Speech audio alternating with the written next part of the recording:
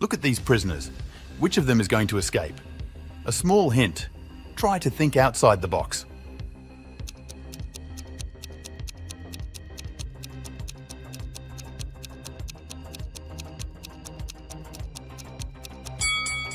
It's the police officer next to them who's going to escape. It's actually a prisoner in disguise. Have you noticed that piece of orange inmate shirt sticking from under his uniform jacket? Look at these people. They have got into a trap, and only a miracle can save them. They're hanging upside down in the air with their legs tied. On the ground, under the redhead girl, venomous snakes are slithering. Under the head of the guy, a fire is burning. And on the ground, under the blonde girl, there are a couple of aggressive scorpions. Who is the only one that can escape in this situation?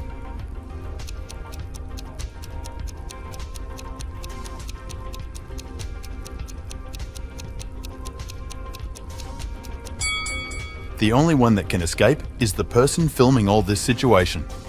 The rest seem to be doomed without some extra help. Maria works as a teaching assistant at a college. One day, she is assigned the task of looking after a group of students who are writing an exam. Maria is sure some of them are going to cheat, so she's extra attentive. And her effort pays off in the middle of the exam. She notices a student who's cheating. Can you figure out who it is too?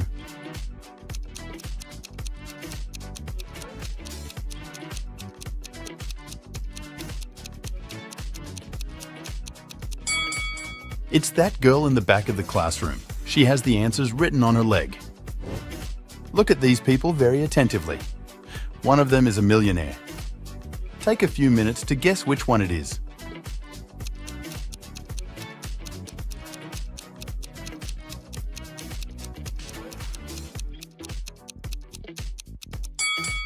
While the person on the right appears to be enjoying a luxurious lifestyle, he might simply be pretending to be wealthy.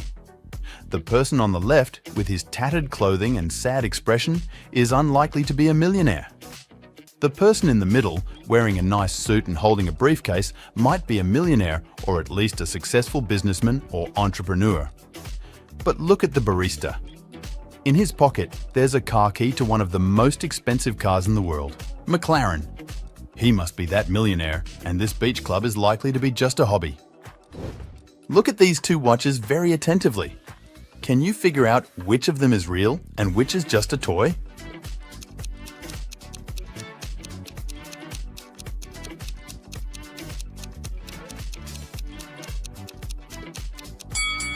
The watch on the left is a toy. Look at its mean-at hand. It's too long and won't be able to pass all the way around the watch face. You're trapped in a castle far away from any town or city.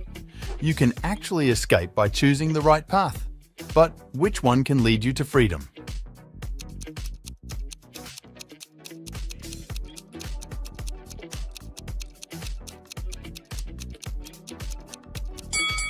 These three paths look extremely dangerous. Spikes, lava, and even crocodiles. Ugh, scary! But have you noticed that fourth, almost unnoticeable path on the left? It's covered with grass almost completely, but it doesn't mean you can't follow it and get out of that creepy neighborhood. In a small village, there were 3 people who were suspected of being werewolves. One night, the village held a meeting to decide which one of them was a monster. Suspect A had long, sharp fingernails and was known for being able to run extremely fast. Suspect B had long, sharp teeth and was famous for being able to see in the dark. And Suspect C had wild, unkempt hair and could jump extremely high. Can you figure out which of the suspects is the werewolf?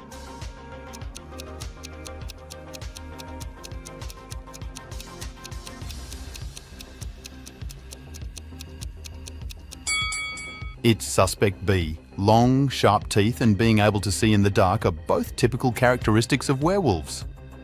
The other suspects have unusual traits as well, but they are not necessarily associated with werewolves. 4 friends went for a walk in a forest. People said an evil wizard lived there. The young people didn't believe those rumors, but when they were in the middle of the forest, a wall of fire blocked their way. Look at the things the friends have, what they can use to put out the fire.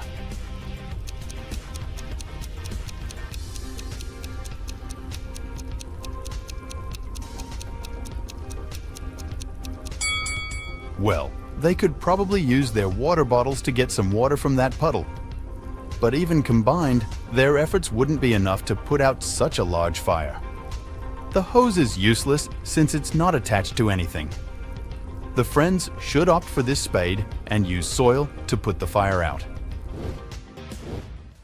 Look at these three girls washing off sea salt after swimming in the ocean. All of them look pretty normal, but one of them is actually a mermaid. Which one is it?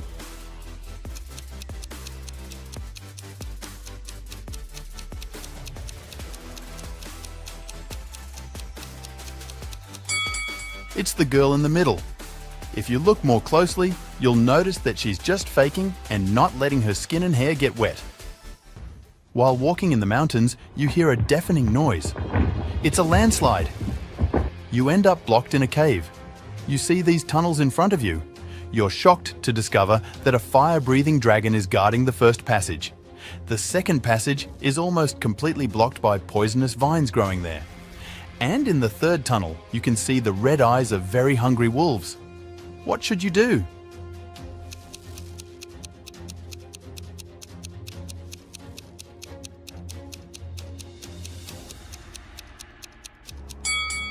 Have you spotted that little opening in the wall of the cave? Over there, on the left. You can see a tiny part of a starry sky through it. Avoid the tunnels altogether and try to squeeze through this hole. Jacob and Mark decided to go on a camping trip. Look at the things they're going to take with them and try to figure out what they should leave at home. To crack this riddle, you need to think outside the box.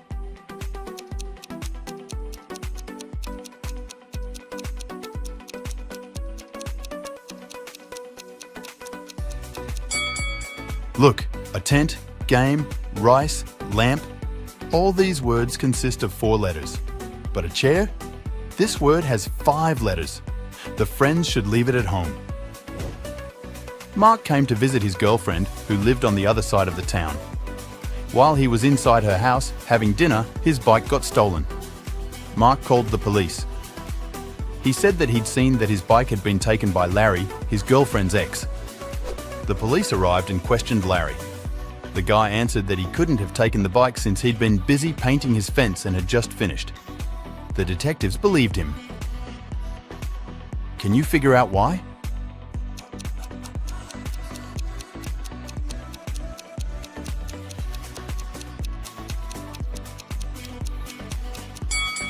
Larry's story seems to be true. There's fresh paint on the grass by the fence, which proves that the guy indeed painted it recently.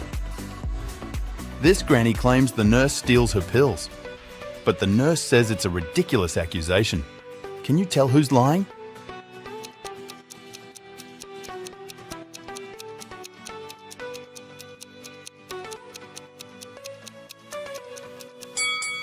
Pay attention to the nurse's head. She's wearing not a hat. It's a container with pills. So, the granny is right. She doesn't get her pills because the nurse takes them. Olivia's husband was a hunter. Once, he went on a hunting trip for 3 days. But when he came back home, he brought nothing. The next day, Olivia went to a cafe with several friends. They shared their latest news. Donna said, "I've just bought a new apartment. I'm looking for a designer now to help me decorate it." Sarah boasted, "My boyfriend gave me this bracelet for my birthday." Nina said, "And I went skiing in the Alps. It was a fantastic trip, except for those awful mosquitoes." Olivia left the cafe in tears. She was now sure her husband was cheating on her with one of her friends. Can you figure out which girl is her husband's lover?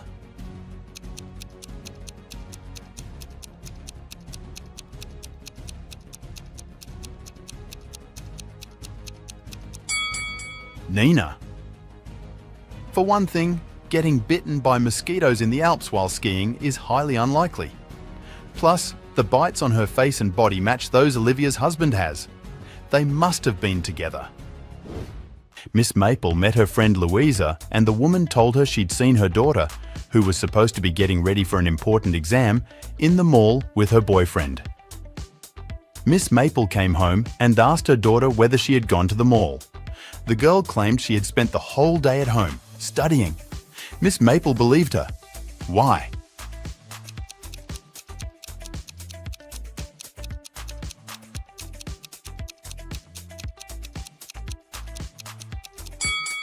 Do you see that course book on the girl's table? It's open in the middle. Plus, there are lots of notes next to the book. And look at those bags under the student's eyes. She must have indeed been studying. Cora gets a new job and moves into a luxury apartment in Manhattan. Her condo has 13 floors. 5 people are living on the ground floor, and each floor has 2 more people on it compared to the previous one. Which floor calls the elevator the most?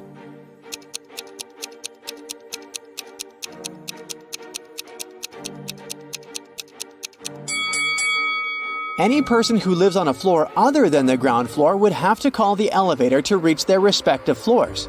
So, the ground floor should call the elevator way more frequently than the other floors. Oh. Cora meets her neighbor, Mason. He has 4 daughters, Hannah, Elle, Eve, and Anna. What pattern did he use to name them?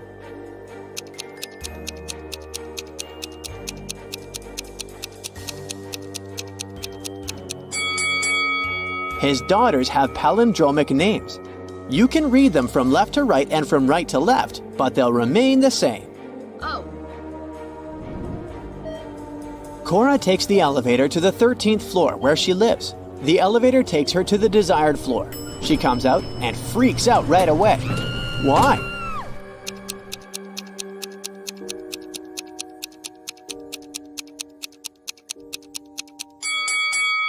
Take a look at the mirror. It didn't reflect the number 13 correctly. Oh God. 4 movers show up to help Cora with her boxes, but one of them is an imposter. Hello. Can you guess who?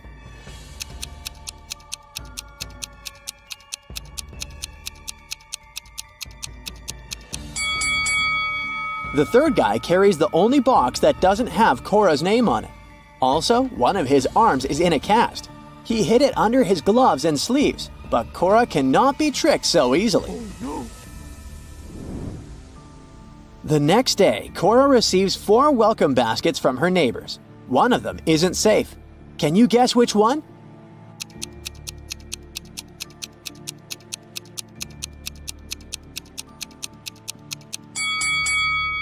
The second basket looks delicious, but take a closer look. There are bugs instead of chocolate in these cookies. Yuck! Cora wants to hire a cleaner to take care of her apartment. She interviews 3 people. Sandra says she has 20 years of experience in this field. Harry is a student who needs extra money to pay his bills and buy food. And Bianca has recently moved from her parents' farm. She needs a job as soon as possible. Who's lying?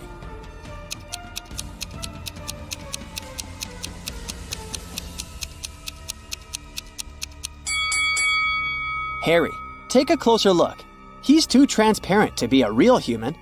Ghosts don't need to pay bills and buy food. Liar. Oh no.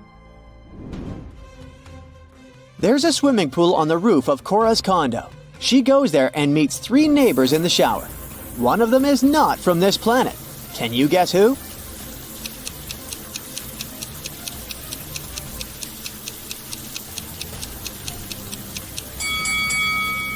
The third lady is a visitor from outer space. She has 7 toes instead of 5. Also, she lacks a belly button. And it seems like the shower steam goes through her body. Oh God. Cora comes back home and finds out that someone stole one of her expensive paintings and replaced it with a cheap copy. What? How did she know?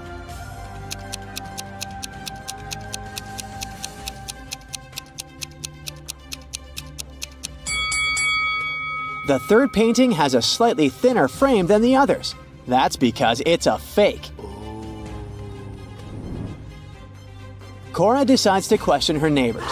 She knocks on 2 doors just next to hers. Ashley and Megan live in separate apartments just next to Cora. These 2 ladies have partners, but one of them dates 3 people at once. Can you guess who?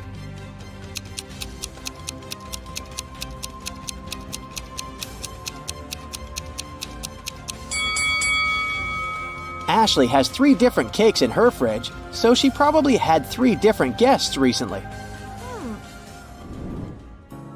Cora wants to find the thief who stole her painting, so she calls the police.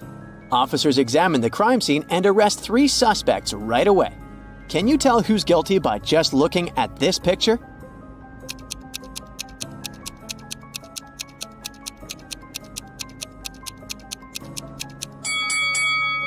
The thief left footprints of sneakers on the carpet next to the paintings. Only the first suspect has the matching shoes and size. The next morning, Cora goes hiking in the woods, and eventually she gets lost. There are 3 routes that she can take. One has animal footprints, the second one has human footprints, and the third route is along the river. Which path is the most reliable?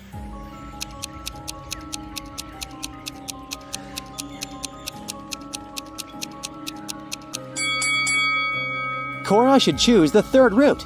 Animals might be dangerous and people are not reliable, but the river will lead her to the city or a bigger body of water with a beach. In the evening, Cora goes to the local concert hall. One of these guys is a real magician. Can you guess who?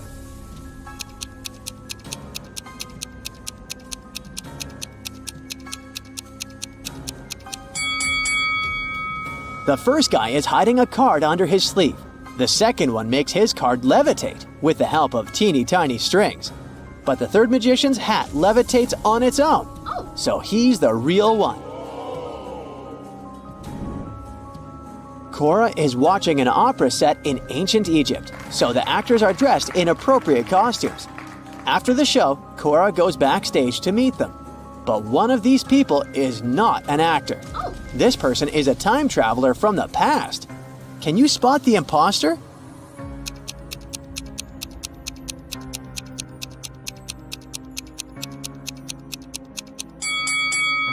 All 4 people are dressed in ancient Egyptian costumes, so we should use the method of elimination.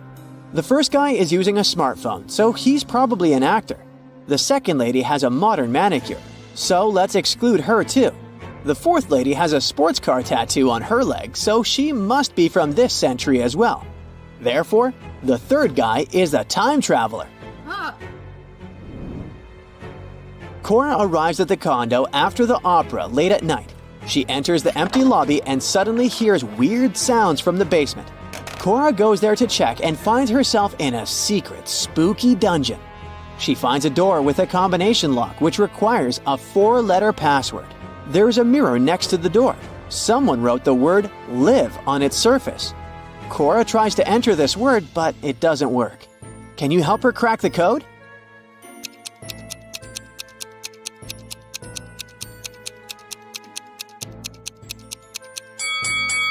The mirror is part of the clue. Cora should reflect this word, and the password is evil.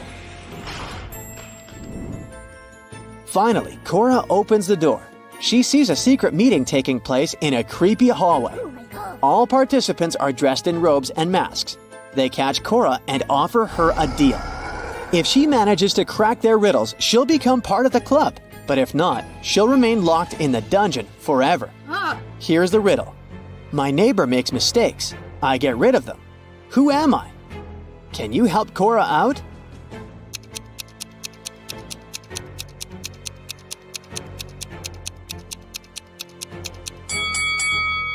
I'm an eraser. Cora nails it, and now she's invited to go into the Hall of Mirrors alone. Cora sees a bunch of fun reflections of herself in the weird mirrors, but suddenly she freaks out and screams. Why is that?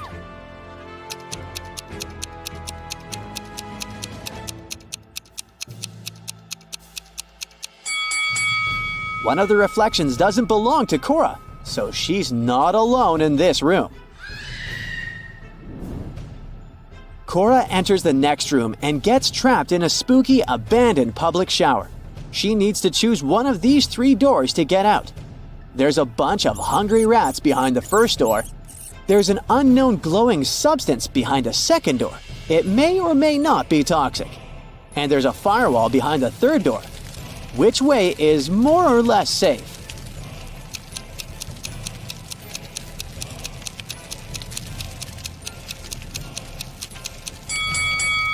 Cora should choose the third door. Look around. She's in the shower, remember? She can use a bucket and water to put out the fire. Now Cora needs to crack this twisted circle maze to find the way out. Can you help her?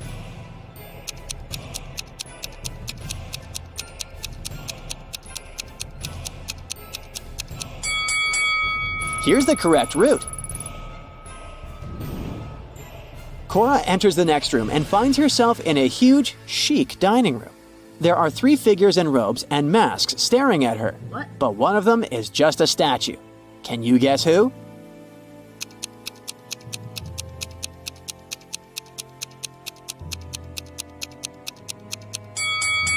The first figure is breathing deeply. The second is blinking.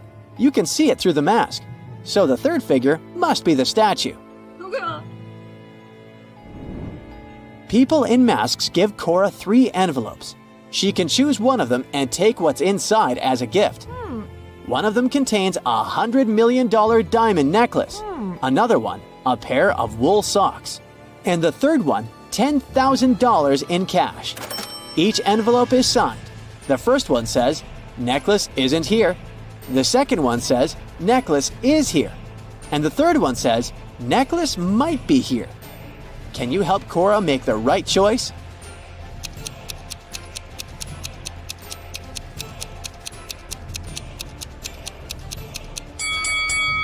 She should ignore the writings and simply weigh the envelopes. The desired one should be much heavier than the others. Oh, yes. Cora gets her necklace. The secret club members take off their robes and masks and turn on the lights. Cora recognizes her neighbors. That was just a welcoming prank. But still, something is odd here. Can you guess what?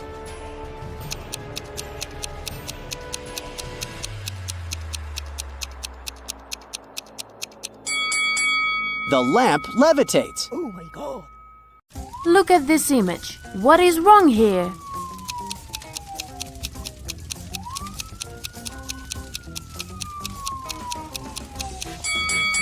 Fire tracks are usually red, not green. Great job! Now, how about this picture?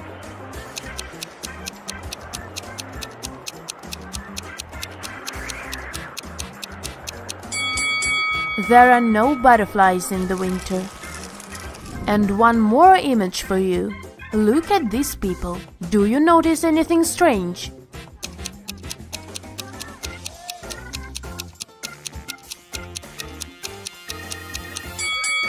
These guys seem to be playing tennis, but they are using a tiny football.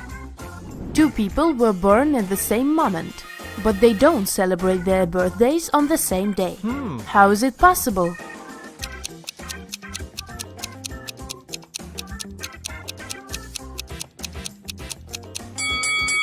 They were born in different time zones, and in one of these zones, it was already the next day. Captain Jack was an infamous and feared pirate who had robbed thousands of ships with the help of a small trick. It allowed him to approach any ship from any country easily and get close enough to grapple it without any problems. What was this trick?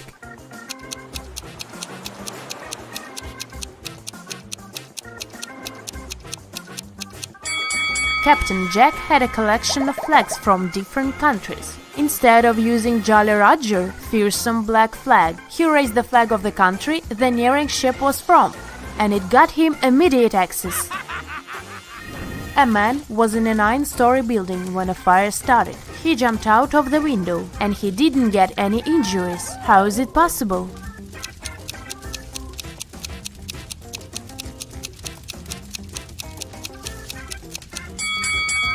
The man was on the first floor when he jumped out of the window. Look at these people. One of them is from the future. Can you figure out who it is? Be very attentive.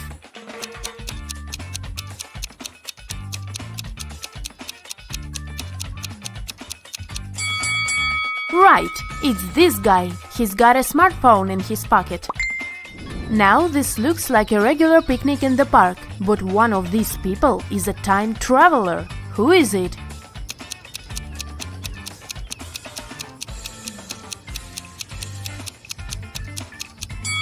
It's the guy with the USB port in his arm. At this party, there is a person who came from a different epoch. Your task is to find them.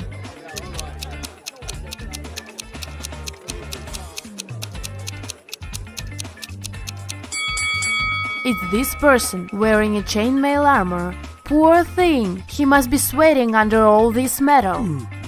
Mark got locked in a basement. There were no windows, only a door with a letter combination lock. What could probably give him some hint was a note he found in the corner. What is the code word?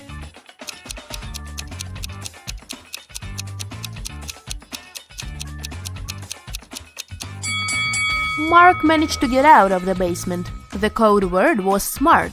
The key to this riddle was hidden in the alphabet. P plus 3 letters is S, N minus 1 letter is M, and so on.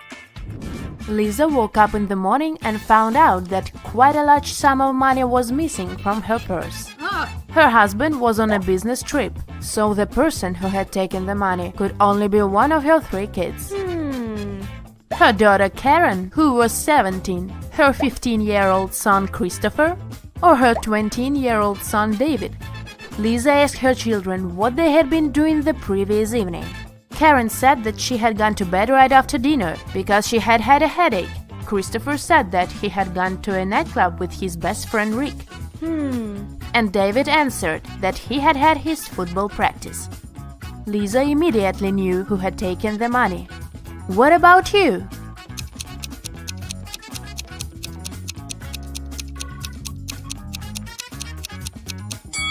Christopher is lying. He is only 15, so he couldn't get into the club. Melanie invited her colleague Maria for dinner. Maria was surprised.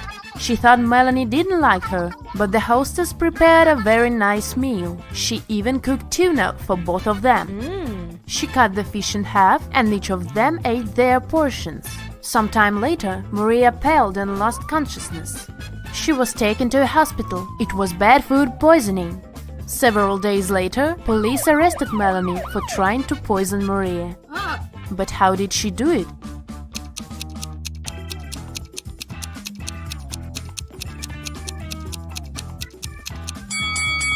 The women ate the same dishes. The poison was on one side of the knife Melanie used to cut the fish. This way, only the piece of tuna she gave Maria was poisoned. 5 costs $25 and 25 $50. If you buy 255, you'll pay $75. What is it that you buy, and how much does one item cost?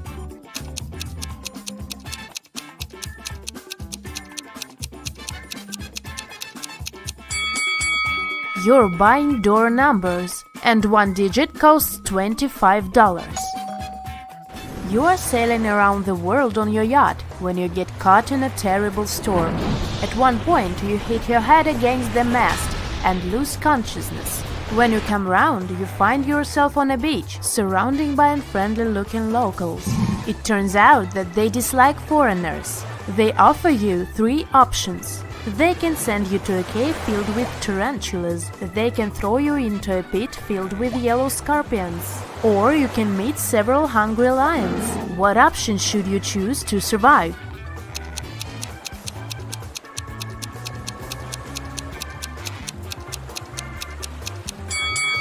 Opt for tarantulas. They are mostly harmless to people.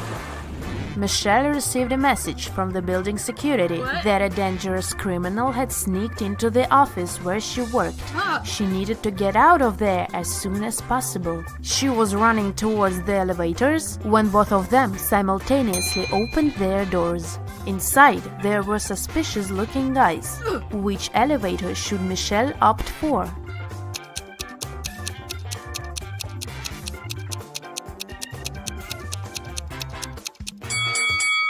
Michelle should run to the second elevator. The criminal has just entered the building. He can't be coming from upstairs. You've been driving for hours, but there's still no sign of civilization. Eventually, you have to admit that you've got lost. You are tired, thirsty, hungry, and have no money to buy anything. Suddenly, on the side of the road, you see 4 doors.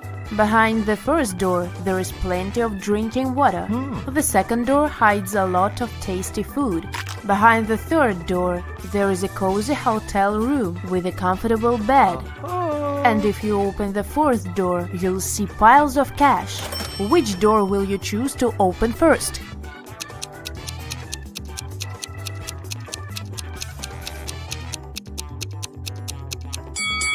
The first door you should open is the door of your car. In the morning, Paul went out of his house and saw something strange in his garden. There were several pieces of coal, a carrot, and a scarf lying there. There was a fence around Paul's property, so nobody could put those objects there. How did they turn up in the middle of the lawn?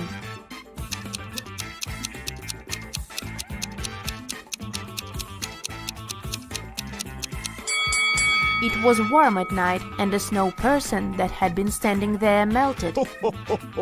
Detective Lucas Brown was invited to Long Road College, as more and more thefts occurred there. In a week's time, the man had 3 suspects. "What were you doing when the last theft happened?" he asked each of them. Thomas said, "I was away on that day. I had to drive my younger sister to her music lesson." Amanda replied, "I spent that day in the library, getting ready for my presentation." Ryan said, "I'm going to Denmark with my parents this summer. That's why I spend all my free time learning Dutch." Lucas immediately understood who was lying. Can you figure it out?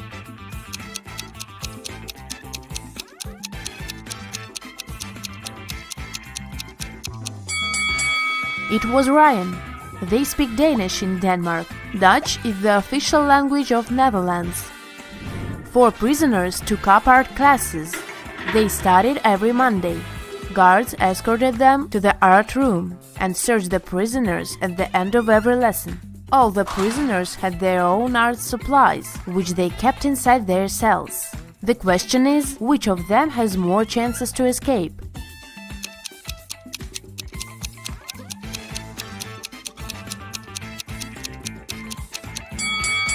Your time is over, and the answer is this prisoner. He can use his supplies to paint his clothes green. This way he'll look like a guard and will be able to sneak out of jail. Criminals kidnapped 3 bank workers to get secret financial information from them. The bankers were locked in a basement with only one window high above the floor. The men decided that at least one of them had to escape and warn the police. The men stood on each other's shoulders, but the one on top still couldn't reach the window. What can they do to escape?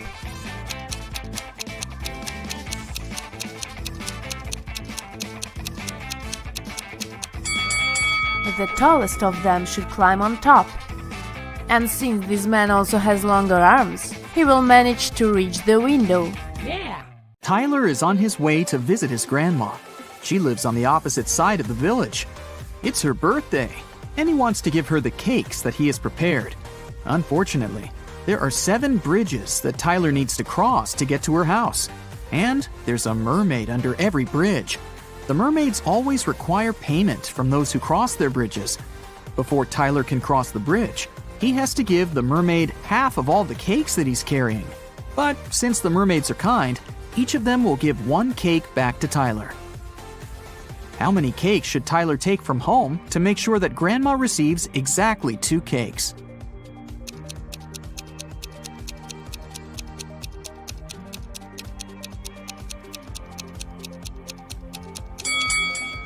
Two.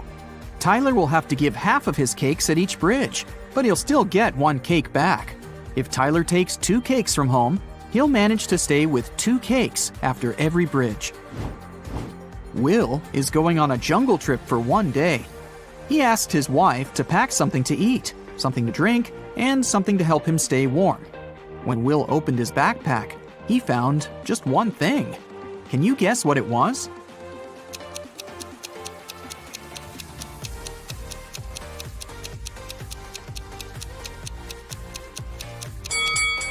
A coconut.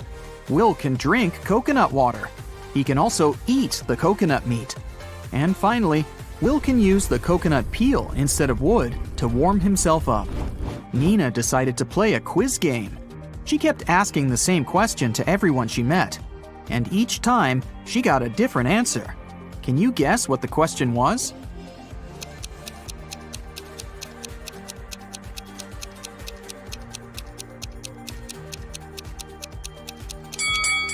The question that Nina asked was, "What is the time?" Take a look at this picture. Can you predict which tank will fill first?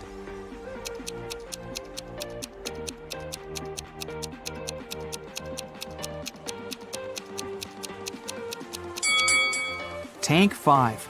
The connection between tank 5 and tank 2 is blocked, so the water will move into the 5th tank from the first one, but it won't go to tank 2.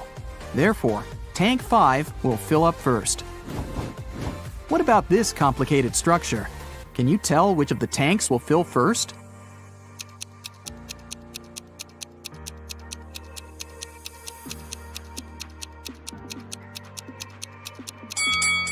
Okay, here's the explanation. Tank C is pretty tricky because it's blocked on the right side.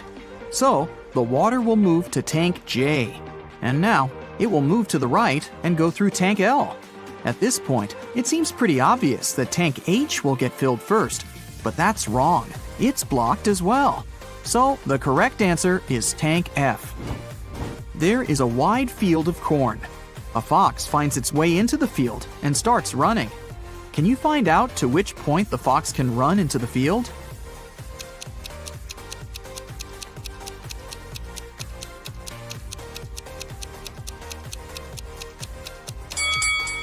The fox can only run to the middle of the field.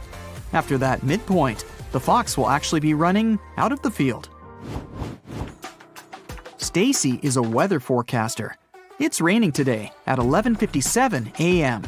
Can you help her figure out the chances of sunny weather in 72 hours?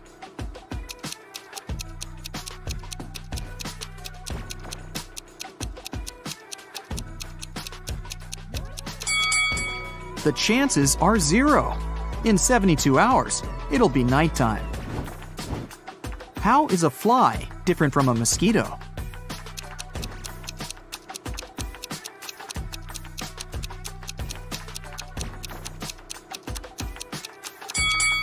A mosquito can fly, but a fly cannot mosquito. This is Rick, and these three ladies are Melanie, Meg, and Millie. Melanie loves strawberry ice cream. Meg loves blueberry ice cream. And Millie hates ice cream. Can you find Rick's wife among these women?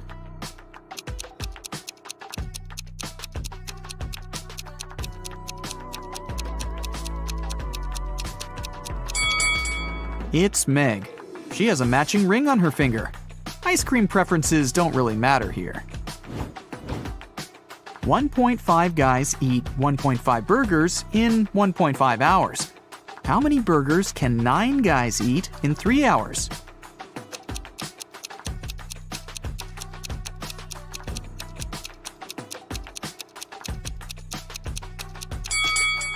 More hours mean more burgers, and more guys mean more burgers.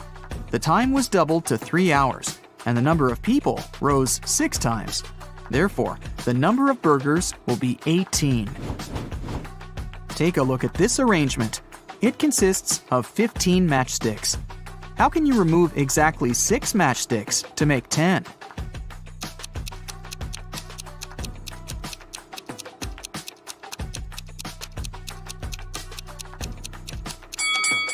Here's the easiest way. Frank is a grandfather. His grandson is about as old in days as his son is in weeks. The grandson is also as many months old as Frank is in years. The sum of their 3 ages is 140 years. How old is Frank? Can you guess?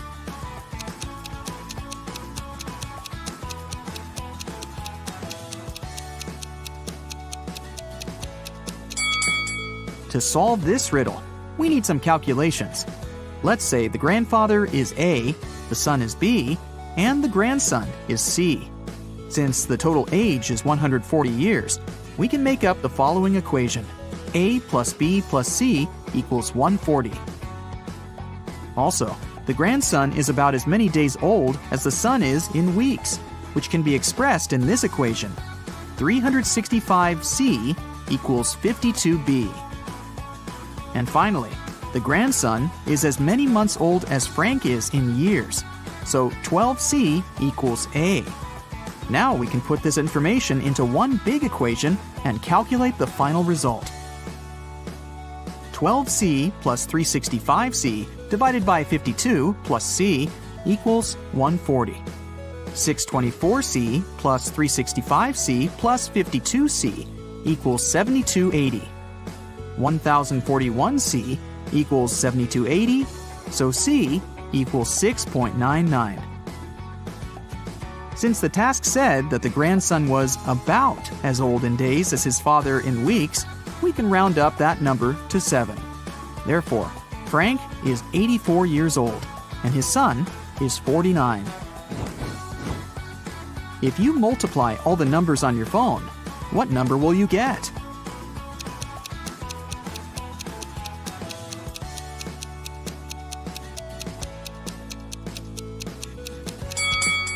Zero. Remember that multiplying any number by 0 always results in 0. Jerry and Sarah went hiking to celebrate their anniversary, but only the wife returned from the vacation. She went to the local police office and said, "Jerry got lost in the woods while I was sleeping in our tent." The sheriff arrested her, saying, "I've talked to your travel agent. We suspect that you're involved in Jerry's disappearance." Sarah didn't inform anyone about the trip. Why did the agent and the sheriff decide that she was guilty?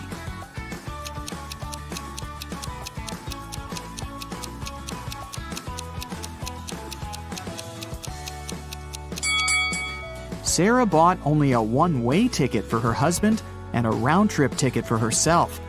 It means that she was sure that she would be returning alone. Can you tell which of the following statements is true? One statement here is false. 2 statements here are false. 3 statements here are false.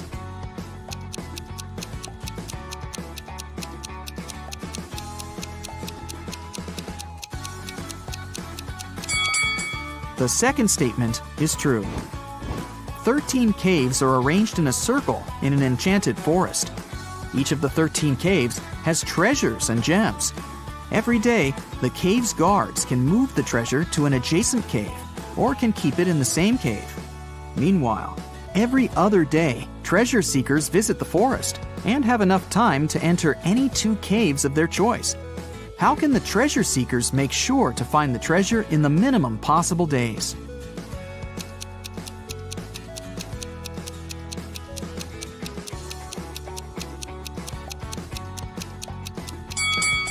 One of the treasure seekers should move clockwise every day, and one of the treasure seekers should move counterclockwise. This way, they'll find the treasure in a minimum of 7 days. Alice was sitting in her hotel room. Suddenly, she heard a knock on the door. She opened the door and saw a creepy woman standing outside. The woman said, "Oh, I'm really sorry. I thought this was my door." Then she walked through the corridor to the elevator. Alice didn't know the woman. She locked her door and called the hotel security. Alice asked them to arrest that woman. Why did the woman seem suspicious to Alice?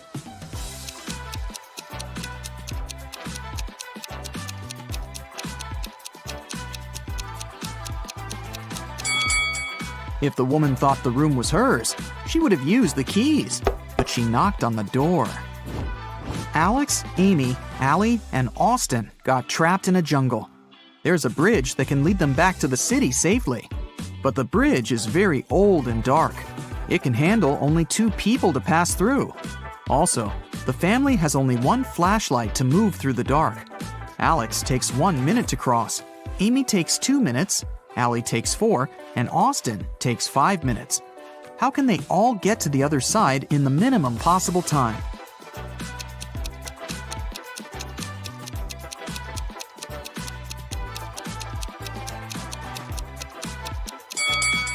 Here's what they've got to do. Alex and Amy should go first. It'll take them 2 minutes. Then Alex should spend 1 minute going back to Allie and Austin. Now Allie and Austin should take the flashlight and cross the bridge. It will take 5 minutes. Then Amy should come back to Alex. At this point, they've already spent 10 minutes. And now, Alex and Amy will have to spend 2 more minutes crossing the bridge. And this is how all of them will reach the other side in 12 minutes. Stephanie is a college professor. A supervisor will be visiting her class tomorrow. The supervisor can ask the students any questions. They can be either easy or difficult. Stephanie will still have the right to decide which student will be giving the answer to each question. Stephanie wants to leave the best impression. What instruction should she give to her students to maximize the chances of receiving a correct answer for each question? Can you help her?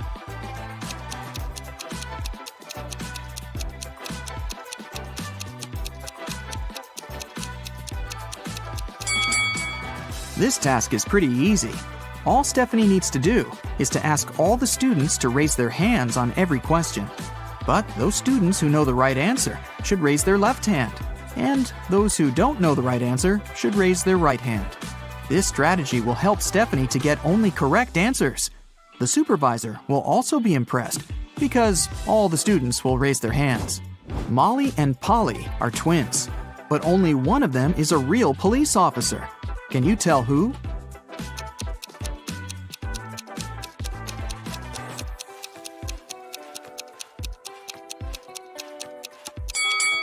Molly. There's a camera filming Polly because she's an actress. Marcus is a lucky game show winner. He can choose one of 3 prizes: a brand new Mercedes, an expensive laptop, or a designer wallet. What do you think is the best choice?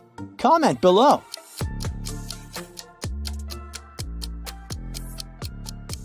Look at this Mercedes. The logo is crooked. The car must be fake. The same goes for the wallet. This logo is supposed to be written in a different way. That's what the real logo looks like. But the laptop seems to be okay. The logo is correct. So, Marcus should probably opt for this device. On a rainy evening, Megan came home and found that someone had eaten her chocolate bar. She asked her sisters whether one of them had done it. Maria said she'd been working out in her room and hadn't left it the whole day. Amelia said she would never eat someone else's chocolate. And Emma answered that she'd been outside, watering plants in the garden. She'd just come home herself. Help Megan find out the truth and share your ideas in the comments. It must be Emma. Why would she need to water plants outside if it's raining? Kayla was staying at a hotel in Paris. One day, someone broke into her room and took all her expensive stuff. The police had 3 suspects. Alan said that he had been trying to pour himself some coffee downstairs, but with his arm in a sling, it had been extremely tricky. Marie told the police that she had been at the reception trying to solve some issues with her shower. And Bruce said that he had been sleeping. Help the detectives figure out who's guilty and leave them a message in the comments.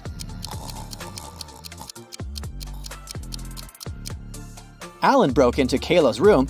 Look at his cast. He's wearing it over his sweater. It must be fake. Detective Morton has received wedding pictures of 2 newlywed couples from a client. He knows that both couples got married on the same beach in the Maldives. It's famous for its beautiful sunsets. But one of these couples is indeed very rich, while the other is broke. For some unfathomable reason, the detective client wants to know which couple has money. If you figure it out faster than Morton and write your answer in the comments, the detective will probably have to give you his badge.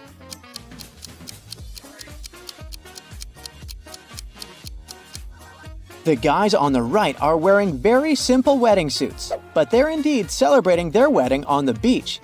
But if you take a closer look at the couple on the left, you'll soon realize the lighting on their fancy clothes and faces doesn't match the background.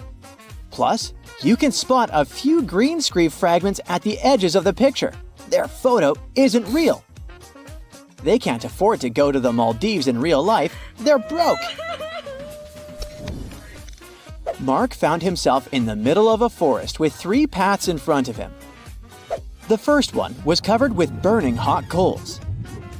The second path was so cold that it felt like Antarctica under his feet. And the third path was covered with sharp nails that were able to pierce any footwear. Tell Mark in the comments which path he should choose.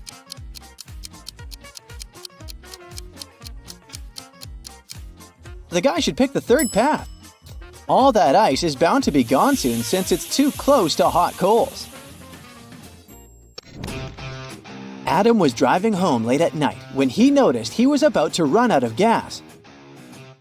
He stopped at a gas station to fill his gas tank and buy some snacks. Inside, there was a cashier and another customer dressed in black. When Adam came up to the employee to pay, she told him $505. Adam paid, went outside, and called the police to report an emergency.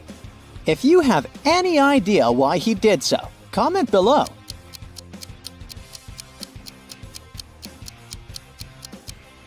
You probably noticed that the cash register actually showed $18.35, but the cashier said $505, which looks like SOS.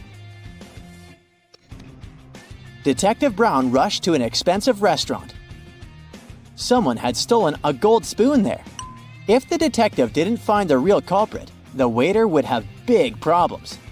Luckily, there were still a lot of people in the restaurant, and Detective Brown questioned the main suspects. A group of friends said they were celebrating a birthday. They wouldn't spoil their party this way. A cheerful man said he'd been walking in the area and had dropped by to check out this place. And a miserable-looking guy answered that his wife had left him, and he had come to the restaurant to take his mind off his problems. You must help the detective to find the criminal. When you do, write your answer in the comments faster than the others.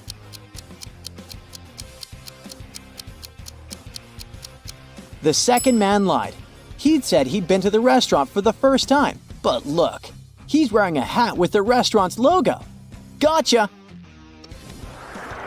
Adam's car broke down right in the middle of a deserted forest road.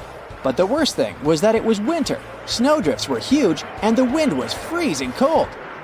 Adam had to get to the nearest town, and fast. But if he followed the first path, he'd have to deal with hungry wolves. The second road went through the area inhabited by bears, and if he took the third path, he'd have to cross a river covered with thin ice. You need to help the guy as fast as possible and tell him what road he should opt for in the comments.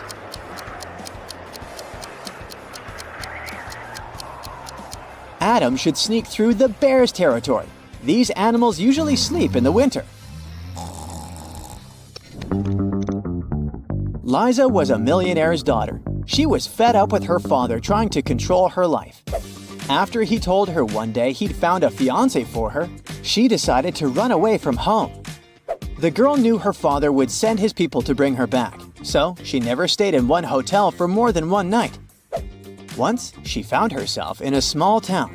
It was getting dark, and she had no choice but to stop at the first hotel she saw. The receptionist said that her room number was 910 and offered to show her where it was. Liza immediately grabbed her bag, ran out of the hotel, jumped in her car, and speeded away. If you can write in the comments the reason for such a weird reaction, you deserve the title of the true detective.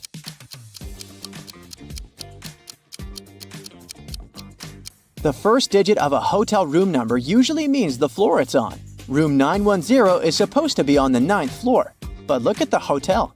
It only has 3 floors. Young fashion designer Bruno was preparing for his first show. He was a bit anxious, so he took a break to steady his nerves.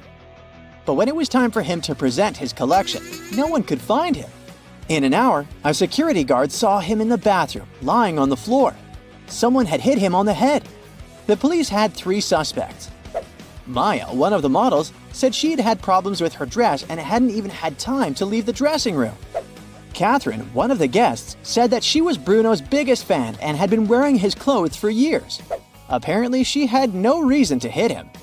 Sam, the designer's assistant, said he had rushed to the nearest coffee shop to get Bruno an Americano to calm him down. Who is the culprit? Share your ideas in the comments.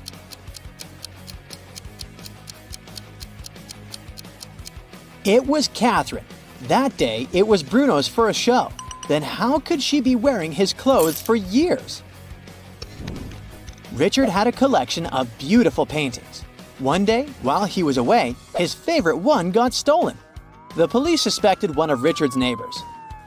Nicole said she'd been out of town. She returned home just an hour ago and was so tired after a long drive that she immediately went to bed.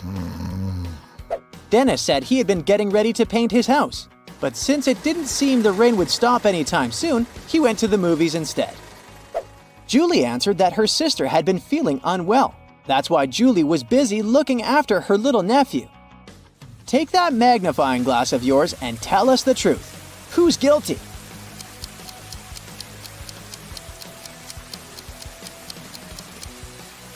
It was Nicole. It had been raining for the whole day. If the woman had returned home just an hour before, the road under her car would be wet. Now, Anna had just graduated from college and was in the process of searching for a job. She was going to apply to a few companies, and she wanted her CV to be perfect to increase her chances. So she checked it once again before sending it. There were 3 mistakes in her CV, including typos. Can you help the girl spot them?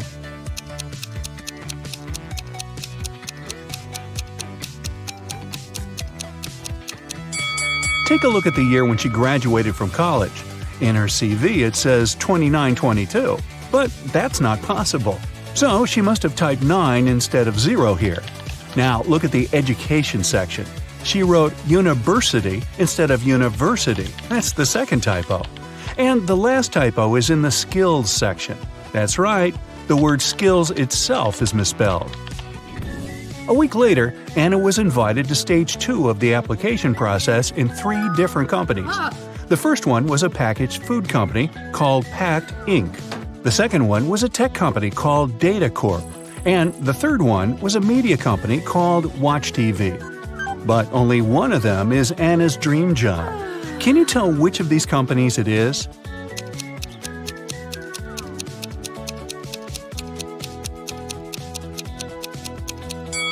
Take a look around her room. You'll notice that there's some merchandise from Data Corp.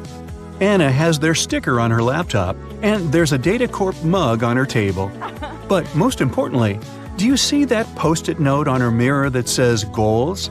Her number 1 goal is to get a job at Data Corp. If the first 2 hints didn't convince you, this certainly will do. The talent recruiter of Data Corp soon called Anna. She said the girl would pass stage 2 of the application process if she guessed her name correctly. But of course, I will give you a hint, she said. My name is 2 of 7 Chicago, 2 of 6 London, and 1 of 9 Edinburgh. What? Can you tell what the talent recruiter's name is?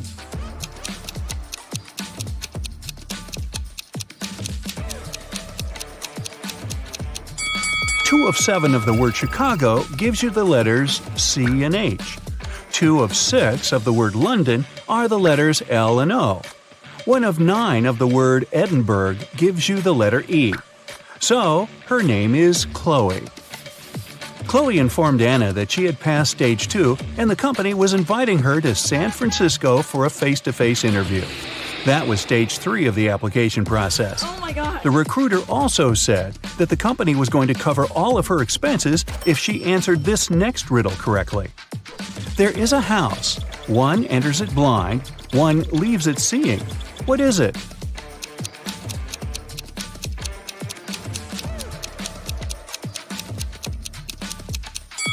Do you know the answer? It's a school, and Anna answered correctly. On the day of the interview, Anna arrived at the airport too early. She was hungry, so she decided to eat something. There were only 3 restaurants open at the airport. The first one served only different kinds of salads. The second one sold various types of pizza and pasta. And the third place was a seafood restaurant. Which restaurant should she choose?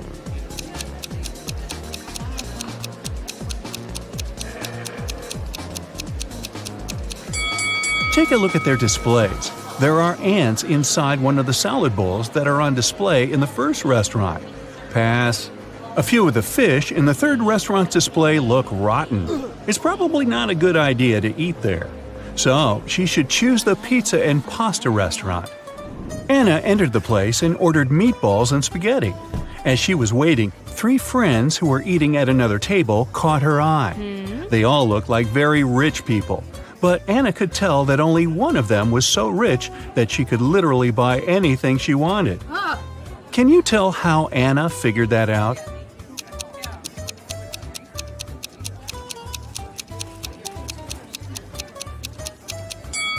First, take a look at the menu board on the wall. All the prices are listed there. And now, look at what each girl is eating. The first one is munching on Neapolitan pizza. The price for this dish is listed as $25. The second girl is eating pineapple pizza, which costs $39.99. The third girl, though, is trying Pizza Royale, which is made with 24-karat gold topping. Look it up, it's a real thing. And its price is $4,000. That's a lot, even for an airport restaurant. So the third girl must be the richest one. It was time to board the plane. The company spared no expense to get Anna to San Francisco with comfort. So she was going to fly business class. As one of the flight attendants showed her to her seat, she told Anna that she was very lucky to be on this flight because there was a very famous actor on board, and he was sitting next to her. Oh my god. Can you tell which of these people is the actor?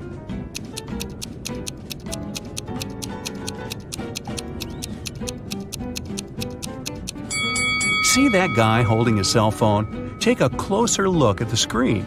He's on his social media sharing a selfie he took with that guy, who must be the famous actor. And now put that cell phone on airplane mode. Time to go. After the plane landed in San Francisco, Anna headed directly to the Data Corp's headquarters for her interview. She told the security guard that Chloe was expecting her for a job interview. Hello. After checking the guest list to confirm her words, the security guard gave her a name tag. "Here, take this. All guests have to wear it," he said. Then he gave her a card. "You need to go to the 7th floor to meet her. This card has the passcode to call the elevator. Good luck with everything." Just as Anna was going to thank him, he interrupted her and continued talking. "And keep this in mind, the elevator will help you ascend in an orderly way." Anna thought, okay, weird. What can that even mean?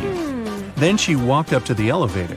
There were no down or up buttons, just a passcode panel.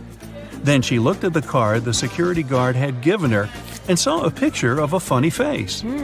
There were 3 numbers hidden in that image, and they were the numbers she needed to press on the panel. Can you see them?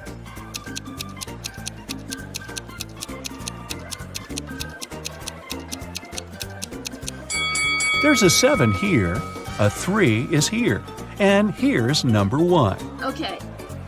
But in what order should she press them? Can you help her?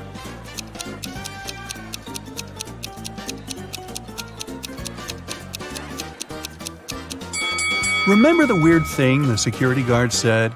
He actually gave Anna a hint. The elevator will help you ascend in an orderly way. Ascend, order. So, she needs to enter the numbers in ascending order from the lowest to the highest.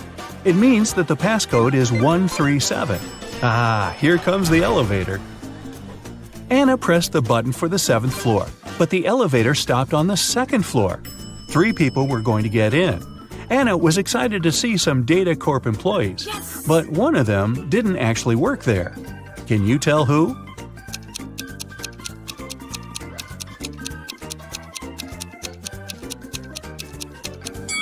Remember what the security guard said about all guests having to wear name tags?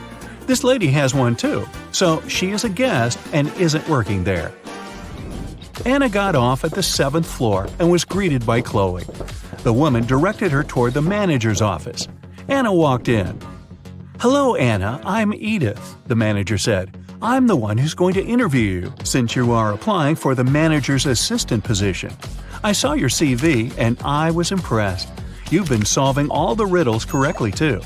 I have one last riddle for you, and if you crack it, we'll hire you. Oh my god. I'm a bean, but I'm not magic. I can be roasted, but I'm not a turkey. I can be ground, but I'm not pepper. I can be pressed, but I'm not a button. What am I? Quick, help Anna get this job."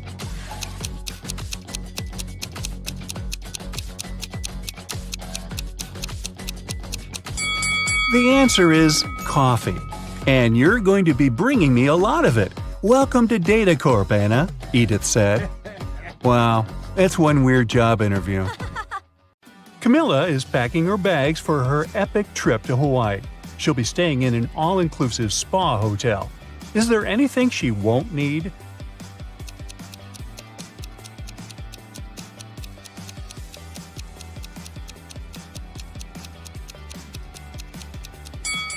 This package of coffee beans doesn't belong here. You don't have to make your own coffee at an all-inclusive hotel. Camilla arrives at the airport and meets Noah. He's traveling with his cat, Fluffy. Camilla asks Noah how old the cat is. He replies with a riddle. In 2 years, Fluffy will be twice as old as she was 5 years ago. Can you figure out how old the animal is?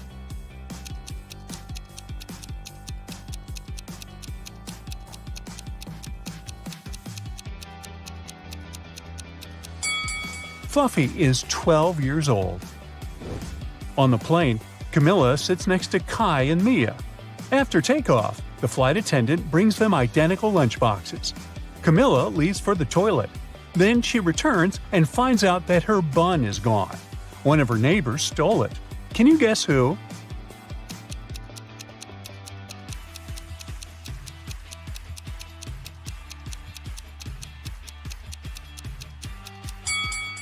Kai has an untouched bun in his lunchbox, but there's another hidden up his sleeve.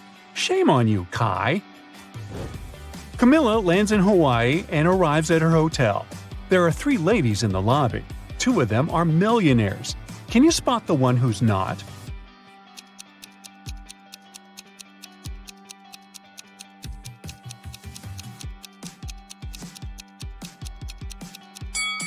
The second lady's phone is too outdated, so she can't be super rich. Camilla goes to the swimming pool area and meets 2 couples.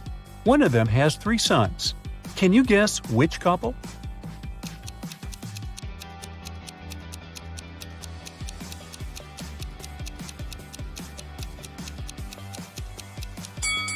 The first one. Take a look at his tattoos. There are 3 suns on his hand. Each sun symbolizes one of his sons. Time to check out the spa. Camilla looks out the window and spots these 2 scenes. One of the clients is in danger. Can you guess who?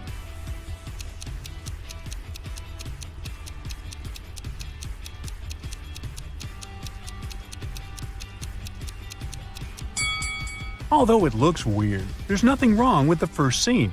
It's just the skin reacting to the heat. But take a look at the second scene. The size of the needles is too big. They should be way smaller. Camilla makes an appointment for a massage. She can be serviced by one of these 3 employees, but one of them is not a safe choice. Can you figure out who?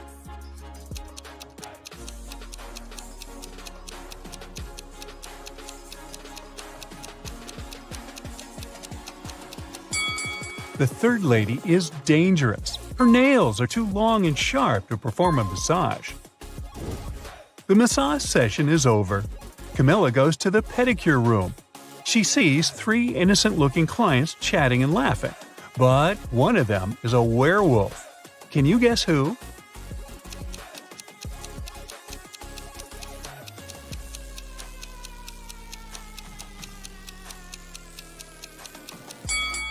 It's the second lady. Take a look at her glowing wolf eyes. Ooh. The pedicure is done. It's time to check out the sauna. Camilla leaves her expensive slippers on the porch and enters the hot space. 5 minutes later, she begins to feel that it's time to leave. Oh no! Someone stole her slippers! Camilla questions 3 ladies nearby. Bianca says that she spent the last 30 minutes inside the sauna, so she couldn't see what was going on outside. Kelly is barefoot, but she swears that she didn't touch Camilla's stuff. And Nina says she's too squeamish to touch other people's shoes. Who's lying?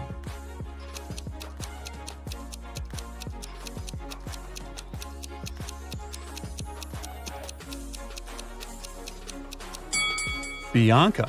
Take a look at the sign. Guests are not allowed to spend more than 15 minutes in the sauna, so her story is fake. Camilla goes to the shower area, but she's facing another prank. Someone steals her towel while she's bathing. Camilla questions 3 people.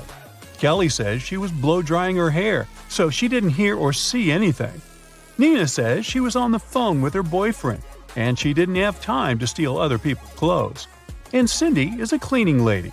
She was washing the floors, and she didn't touch the guest stuff. So, who's lying?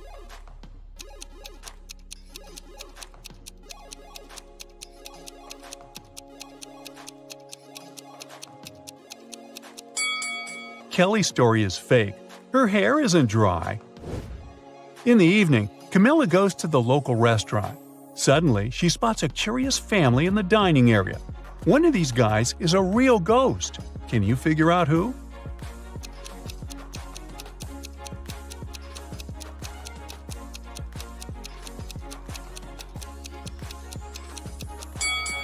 This spooky guy has a transparent arm.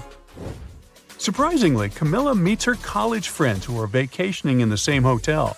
They haven't seen each other for 10 years. So the guys throw a fancy private party. Camilla has to make a phone call. She walks outside in the middle of the party.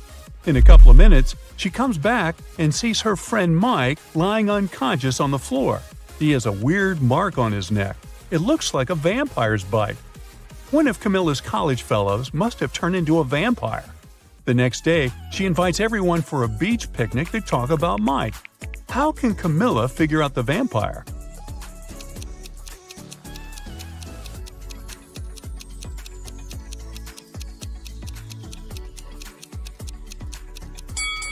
She invited her friends to the beach during the daytime. The one who would refuse to go must be the vampire. Camilla is hanging out on the beach. She takes a pretty picture, and then another one. She looks at the resulting shots and spots 5 differences. Can you also see them?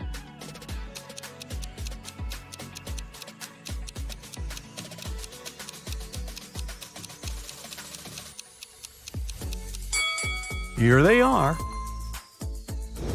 Camilla builds a beautiful sandcastle. Suddenly, she smells a fresh smoothie from the beach cafe. She goes there to get a drink. 5 minutes later, Camilla returns to her castle spot. Oh no, someone ruined it. Camilla questions 3 people nearby. Bill says he was scrolling his phone, so he didn't look around. Rachel was taking pictures of her daughter Anna. She shows Camilla the pictures as evidence.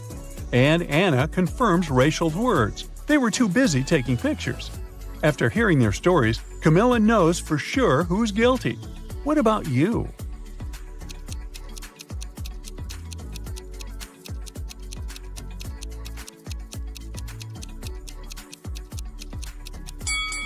Take a closer look at Rachel's pictures. Anna stands in the same place where the castle used to be. She destroyed it with her surfboard. Camilla takes a walk on the beach and spots a beautiful wedding ceremony. Can you figure out which one of these ladies is his wife?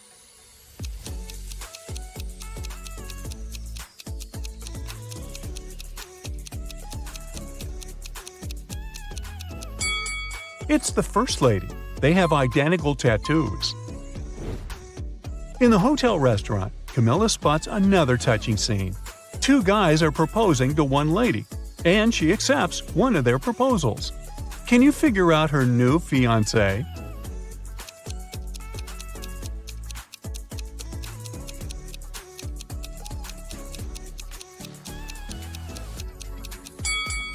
It's the first guy. Take a look at the wall poster. The second guy is a runaway criminal. Camilla returns to her room and finds a huge basket with flowers and candies. There's also a note with the following text. Camilla questions 3 possible witnesses. Her neighbor Kyle says that he spent all day by the pool. Andy, the janitor, says he cleaned her room in the morning and he didn't notice any gift baskets. Diego, the manager, says he didn't get any special deliveries for her room. Can you help Camilla figure out her secret admirer?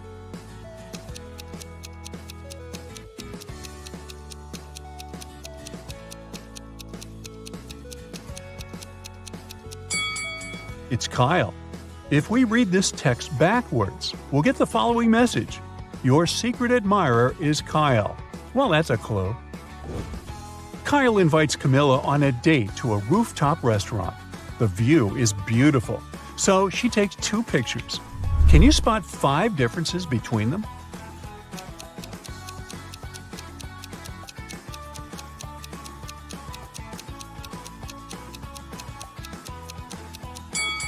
One, 2, 3, 4, and 5.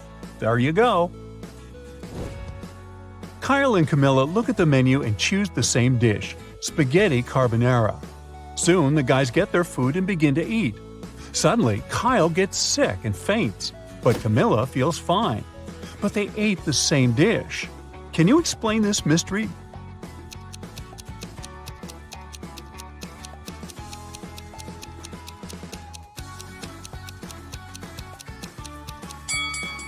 The poison was in the black pepper.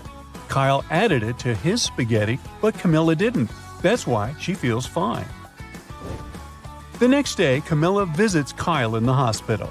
She comes across these 2 individual patients. Can you guess which of them is richer?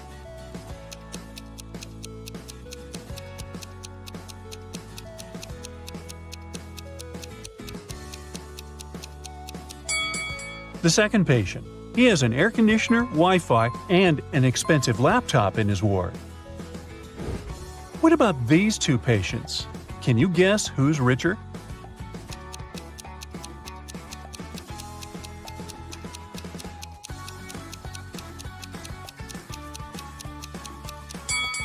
The first lady has a couple of really expensive brands on her shelf.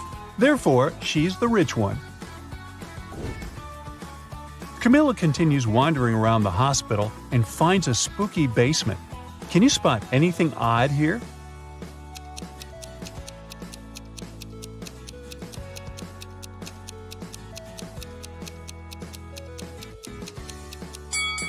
This place must be haunted. Look at this old mop. It moves on its own. She finds a door with a combination lock. Luckily, there's also a note with a hint. Camilla tries to enter this code, but it doesn't work. She needs a 6-digit combination. Can you help her crack this code?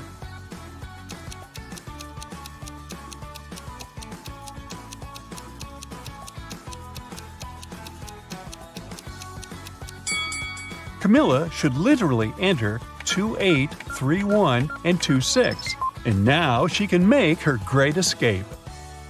3 wealthy businessmen complained to Detective Brooke. This week, an unknown criminal stole a car from each of them, and he left no traces. But Brooke figured out his pattern. She thinks the thief will soon commit new crimes. Mike, Colin, and Bill are at risk because they own very expensive cars. Whose car will the thief steal tonight? If you already know the answer, make sure to share it in the comments.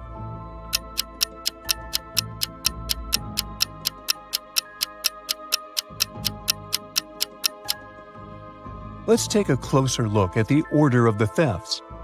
The colors of the cars match the colors of the rainbow: red, orange, and yellow. So Colin's green car will be the next target. Detective Brooke finds the criminal's garage and begins rummaging around. He has a secret door protected by a combination lock. There's a note with 4 images next to the door. Brooke thinks for a while, presses 4 numbers, and opens the door. What numbers did she press? If you nailed it right away, please let us know.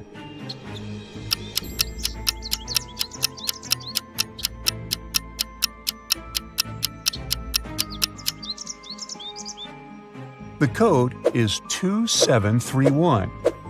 Each digit corresponds to the number of colors of the object in the picture. Brooke enters the secret room and sees 6 rings on the table. Try to memorize all the details, because you're going to need them later. Okay, now, can you find the rings that were not present in the original picture? Make sure to share your answer.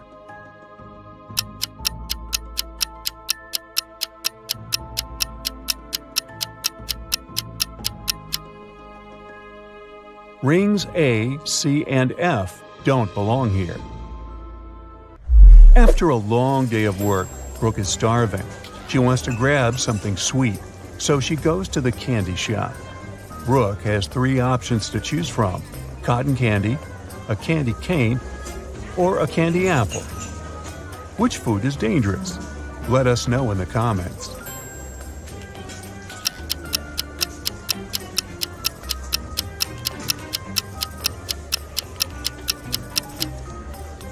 Take a closer look at the cotton candy. There's a tiny spider stuck inside. Yikes! As for the apple, it has a little worm inside. So Brooke should definitely buy the candy cane. Brooke is passing by the food court and spots 2 families. One of them is super rich, while the other one very broke. Can you guess who is who? Think carefully and feel free to leave your answer in the comment section below.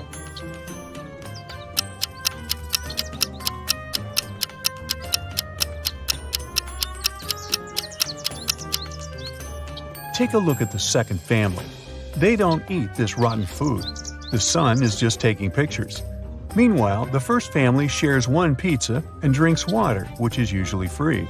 And the mother's phone looks very outdated. Therefore, the super rich family is on the right. Brooke walks up to the diner and sees 6 different burgers in the window. Try to memorize them. You're going to need the details later.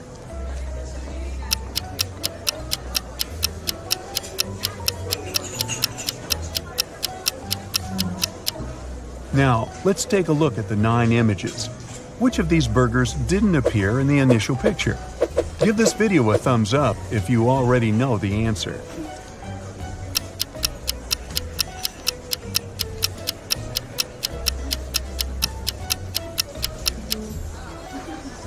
Burgers B, D, and E are all new. The next day, Detective Brooke receives a new mysterious case. Someone attacked Larry, the HR manager of a large international company. It happened about an hour ago. Brooke finds 3 suspects. The first one is Lily. She's an applicant who was a bit angry with Larry because he made her wait for ages. Lily stayed outside in the rain and probably caught a cold, but she says she didn't attack him. Kyle, the company's marketing director, attended meetings from early morning until lunchtime, so he claims he didn't see Larry at all. Jeff from the IT department tells Brooke that he rode his bike to a coffee shop to get his cappuccino. He returned just now. Who's the attacker? Hurry up to be the first to comment.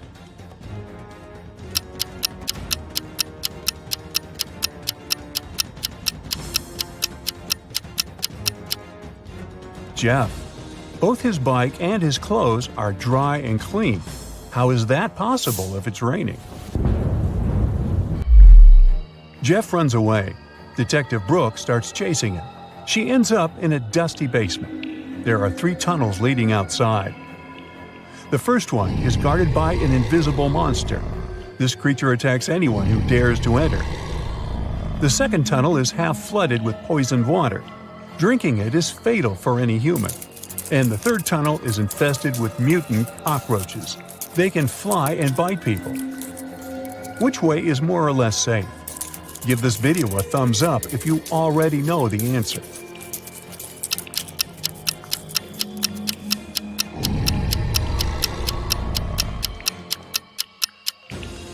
She should choose the second tunnel. The water's only dangerous if you drink it, so Brooke can just walk through the tunnel with her mouth closed and be safe. The next morning, Detective Brooke enjoys a day off at the beach. Suddenly, she hears a quarrel taking place nearby. This lady claims that someone has stolen her phone. Brooke spots the thief right away. Can you spot them?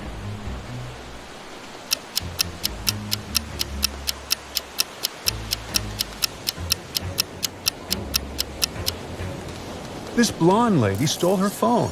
She's taking selfies with her own phone, but there's another one hidden in her swimsuit. Busted! Hit the like button if you managed to crack this riddle. Brooke spots 6 parrots on a tree and takes a picture.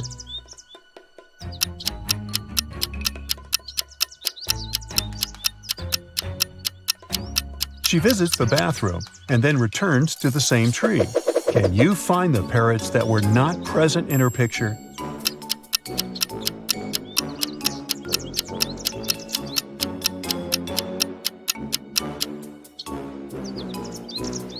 Parrots A, E, and F arrived just now. Was it difficult? Let us know in the comments. Detective Brooke receives an emergency call from work.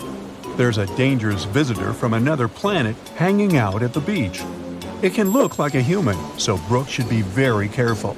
Can you help her spot anything suspicious? Don't forget to share your thoughts.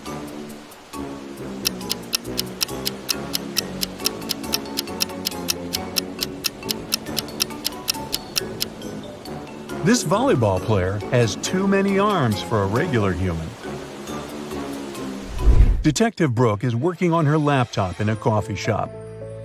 Oops, it's time to visit the bathroom. Brooke decides it's safe enough to leave her stuff unattended. But after going to the bathroom, she finds out that her backpack and her laptop are missing. Brooke runs outside and sees 3 elderly ladies with picnic baskets sitting in the park. She interrogates them, but the ladies swear they didn't notice anything suspicious. Miss Anderson has just joined her friends. Miss Smith is eating her sandwich and reading a newspaper, and Miss Gold is taking pictures of squirrels. But still, Detective Brooke arrests one of the ladies. Can you guess who? Hurry up to be the first to comment.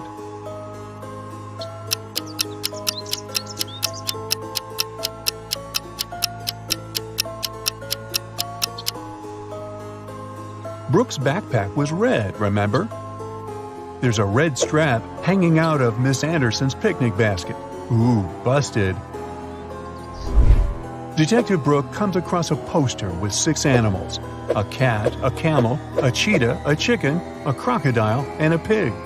Which animal doesn't belong here?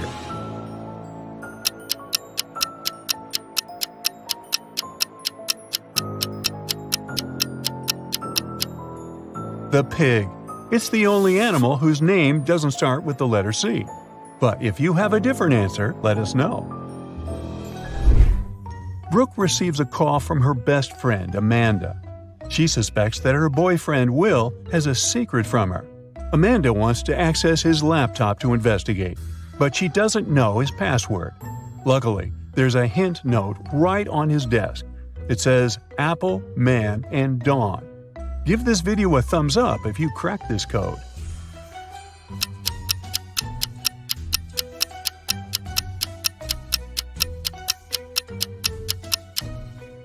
And the password is Amanda. Yep, her name is the code. Aww. Will was just preparing a surprise for Amanda's birthday. He took her on a romantic helicopter trip. But unfortunately, their vehicle broke down in the air, and they had to land on a tiny uninhabited island. The guys can't call for help. Their cell phones and radio don't work. There are no trees on the island, only sand and rocks around them, so they can't make a smoke signal.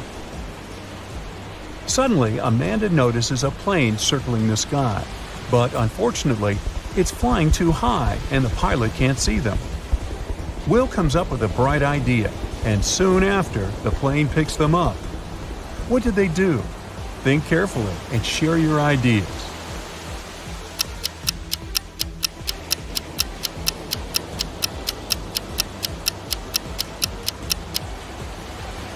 They use rocks to spell out SOS on the sand.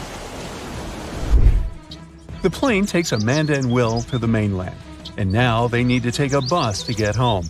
Only one of these 4 buses will take them to their final destination. Can you guess which one?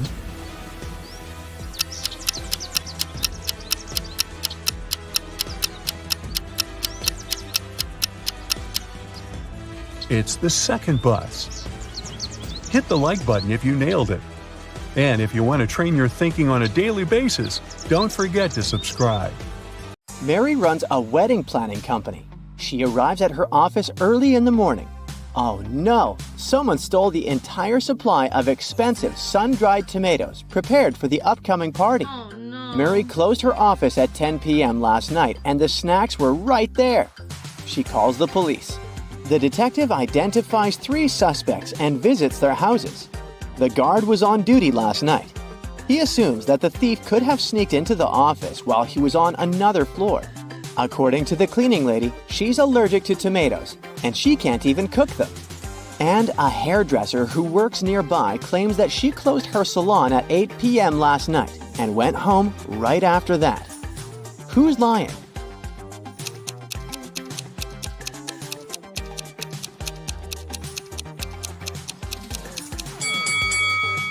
The cleaning lady. She has a tomato plant in a pot on her windowsill, so she lied about her allergy. Oh. Meet Mary's 2 wedding planners, Holly and Dolly.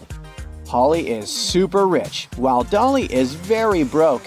Can you tell who is who just by looking at this picture?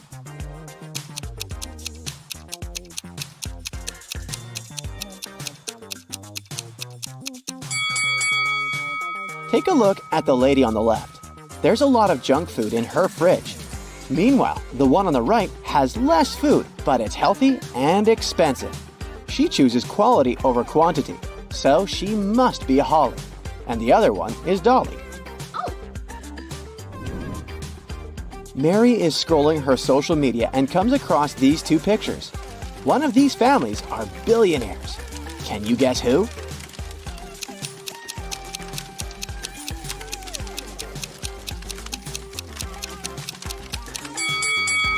Each member of the first family has their own Christmas stocking, and they have a nice fireplace.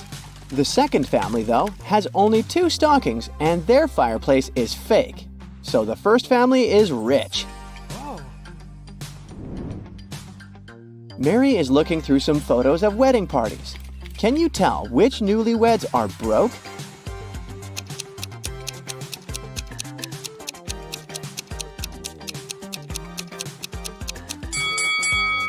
The second picture depicts some silky bows and expensive snacks.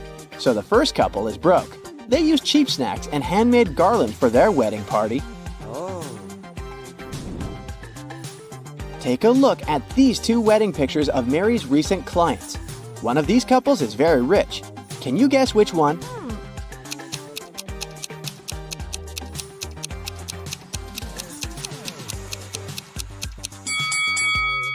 The first couple rented their outfits. That's why the sizes don't quite suit them. Oh.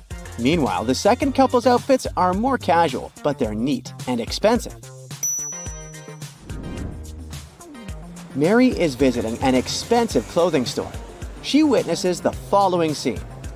One of these customers is broke, while the other one is a millionaire. Can you tell who is who?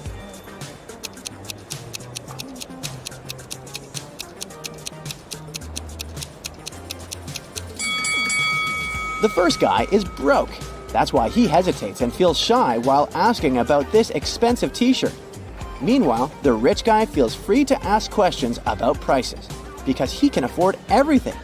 But he still wants to know why it costs so much. Reasonable. Oh my god. Mary is having lunch at her favorite diner. At the next table, she spots 2 pretty ladies. One of them is super rich. Can you figure out who?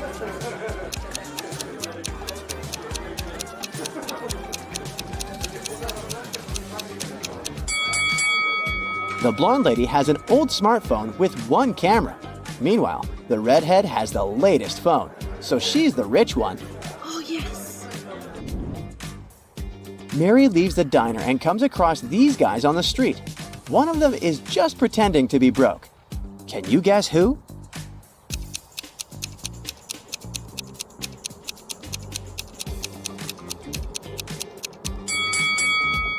It's this guy. He's wearing an expensive smartwatch. Mary enters a supermarket. 3 pregnant women are standing in the line. Can you figure out who's super rich?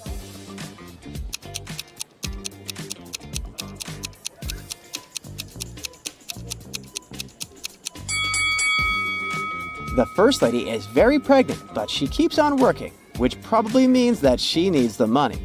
And the third one has too many credit cards and coupons. So the second lady, who has a bunch of organic products in her cart, is the one we're looking for. Mary is walking around the city and comes across an open-air concert. One of these musicians is a secret millionaire. Any idea who?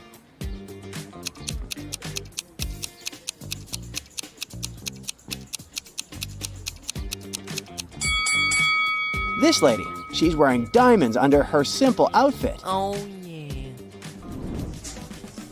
Mary brings a box of chocolates to the office to treat her coworkers.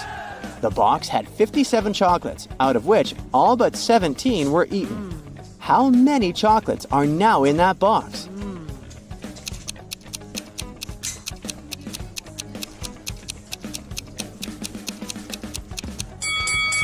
To solve this mystery, we should read the question carefully. The phrase, all but 17 were eaten, means that all except 17 were eaten. Therefore, 17 chocolates remain in the box. Mary attends a luxurious wedding ceremony. She meets these two guys in the parking lot. Can you guess who is a millionaire?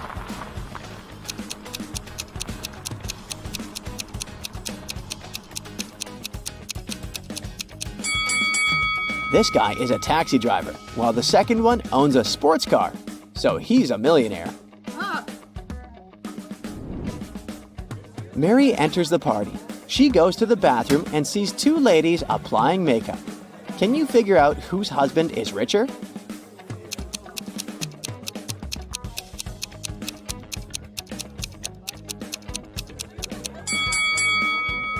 The woman on the right is using fake Gucci makeup.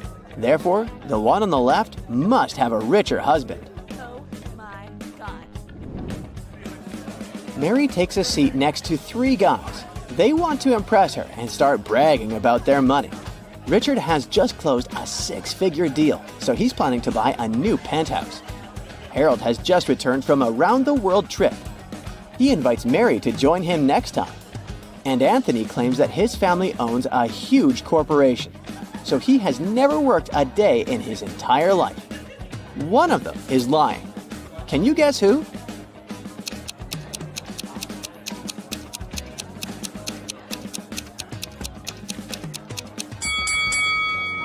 Richard. He stole a golden fork from the table and hid it in the pocket of his jacket. Why would he do that if he's rich? Oh no. Mary gets an emergency message from the kitchen. Someone ruined the wedding cake. She goes there and interrogates 3 suspects. The chef says, I left my workplace for 5 minutes to go to the toilet. When I left, everything was fine. When I returned, disaster. The cleaning lady says, I washed all the dishes in the kitchen. I had no time to even look at the cake. And the waiter says, I was dealing with one annoying guest, so I didn't pay attention to the cake. Sorry. Who's lying?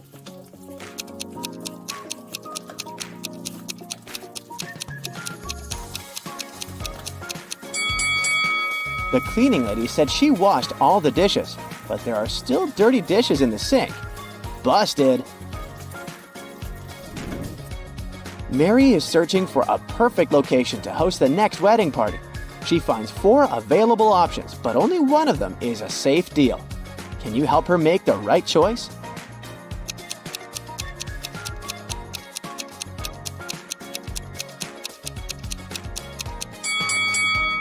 The first restaurant looks chic and fancy, but there are cockroaches on the ceiling. Ew. According to the info box, the second location will be built in the next century, but it looks pretty ancient, so it's probably a scam. Oh. The fourth restaurant is nice, but it has leaking pipes. No. Thus, Mary should choose the third option. Yes!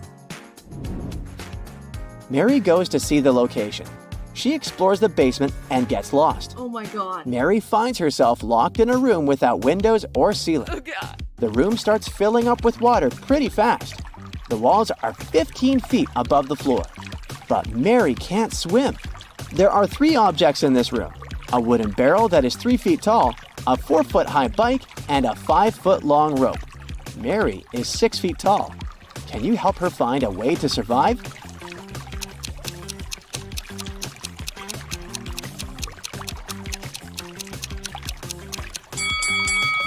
She should hold on to the barrel, as it'll float. When the water rises enough, she'll be able to climb over the wall. Okay. The landlord offers Mary a huge discount if she cracks his riddle. A rich house and a poor house are both on fire. In which house will the police fight the fire first? Mary nailed it right away. What about you?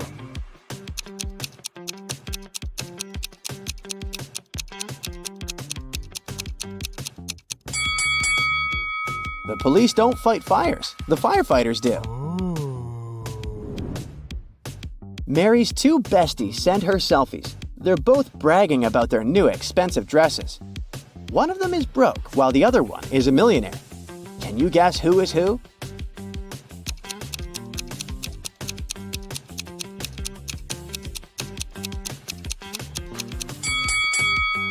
The second lady is broke. She has a Chanel logo on her clothes, but she didn't remove the price tag.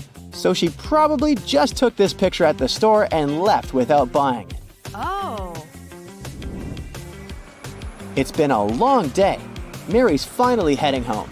Suddenly, she sees these guys on the way. Oh. Can you spot a rich guy among them?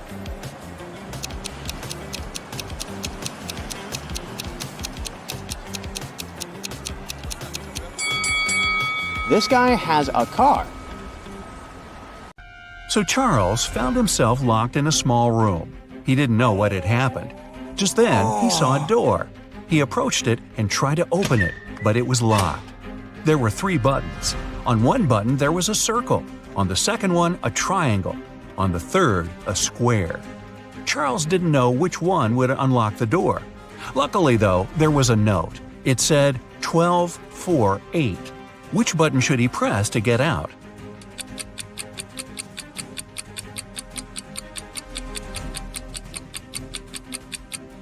You might have noticed that there's a clock right above the door. It's there for a reason.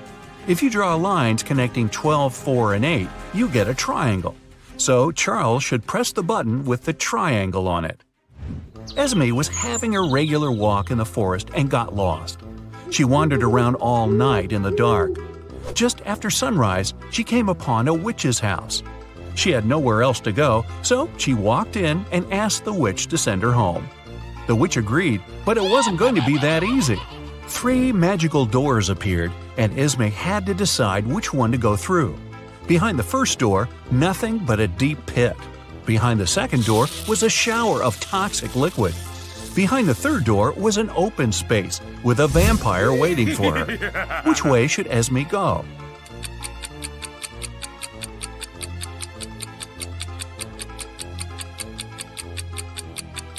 Well, it's already past sunrise. The vampire would be gone already, hiding out somewhere dark.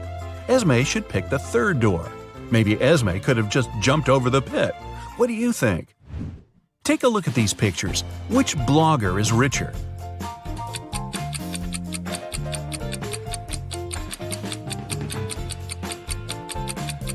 The second one. Look at the number of likes. She has 17,000, but the first one only has 7,000. One of Mr. Smith's sons, Jaden, was taken. Several hours later, Mr. Smith and his younger son David received a letter.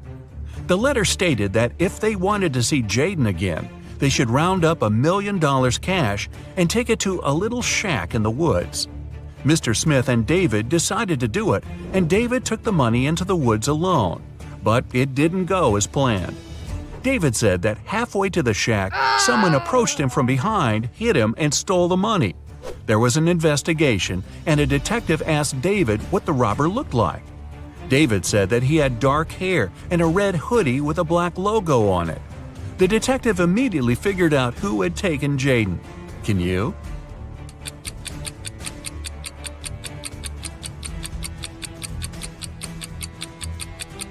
It was David. He said the robber approached him from behind, but somehow he still managed to remember some pretty specific details about the robber. Nah, he made it all up. Abigail wanted to buy her mom the best birthday present ever. The problem was she had 0 ideas.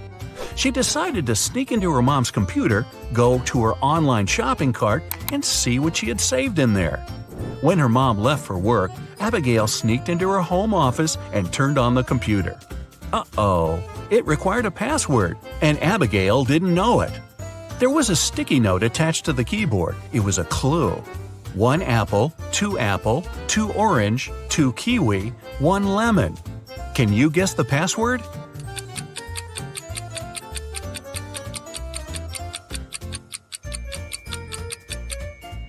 Each number represents one letter of the word. A apple means the first letter, so A. Then we get P, R, I, and L. The password is April. Wow, her mom is really into fruit. A lady was shopping and left the store right after paying. A couple of minutes later, she returned. She had forgotten her wallet at the checkout counter. But the wallet was already gone. She called the police and reported the robbery. A detective interrogated the people who were in the store at the time. Sophia, the cashier, said she didn't see the wallet after the lady paid. Robert, a pilot who happened to be shopping there, said he didn't even see the wallet. He didn't have his glasses on. Mark, a landscaper, said he was in a different part of the store, so he didn't see anything. So, who stole the wallet?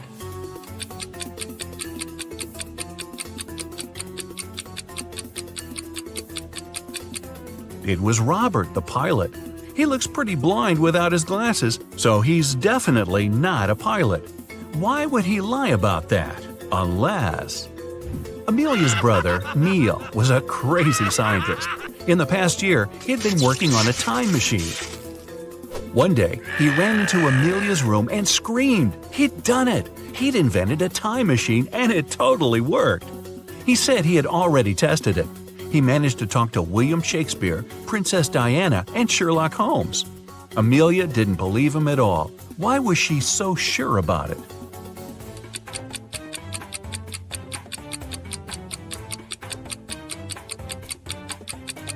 Even if Neil had actually invented a time machine, he'd only have been able to talk to people who actually existed in real life. He said he talked to Sherlock Holmes. That guy's a character from a book and a TV show and a movie. Hey, that guy's everywhere. A woman called the police and reported that she had been robbed. She said she was in a restaurant bathroom fixing her makeup. Someone had come up from behind and hit her on the head, so she didn't know what the person looked like. The police sent her home and refused to fill out the report. Why?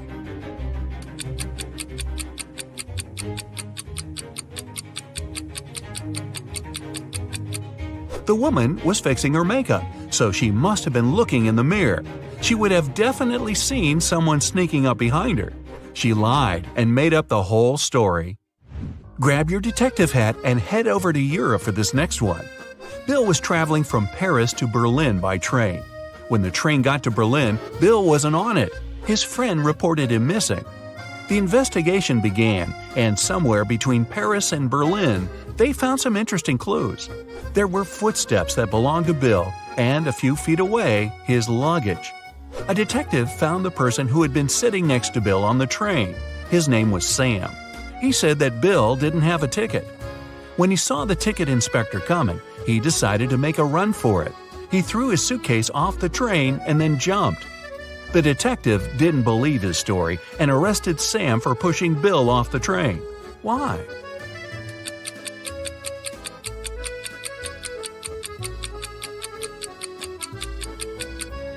Look at the direction the train was going. If Sam's story was true, the suitcase should be behind Bill's footsteps, not in front.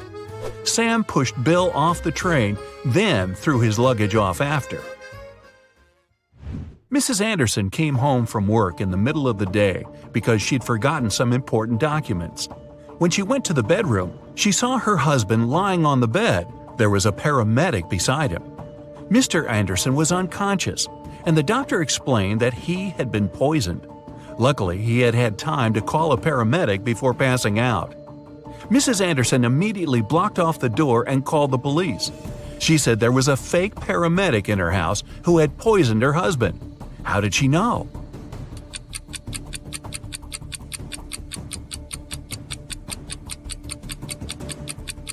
You might have noticed that when Mrs. Anderson arrived, there was no ambulance in the driveway. That's super suspicious. William was hit on the head and taken away. When he woke up, he found himself locked in a small room. He tried to open the door, but obviously it was locked. There was nothing in the room except for a wooden box with 12 bottles in it. There was an extra bottle on the floor next to it. William looked everywhere for the key but found nothing. After a bit of thinking, he noticed something. He managed to find the key. Where was it?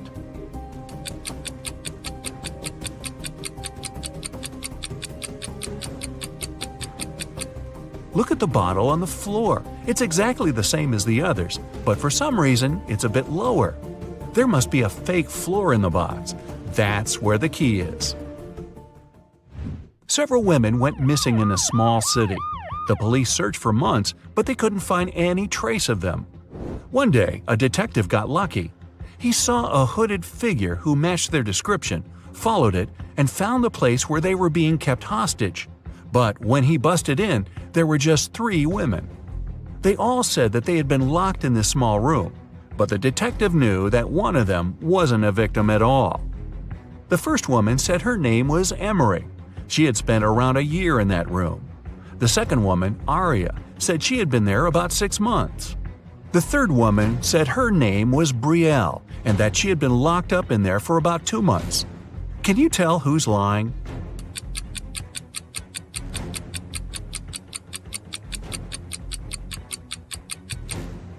Emery's lying. Look at her hair. She just had it dyed, but she's been there a year. Aria's hair is also dyed, but you can see her natural dark roots growing out. After years in college, Stephen came back to his hometown. He met up with a couple of his old friends, Dylan and Harry. Both of them said they're successful bloggers now. To prove it, they showed him screenshots from their most popular videos. Steve took a look at them and could tell that one of his friends was lying. Who's lying and how did Steve know?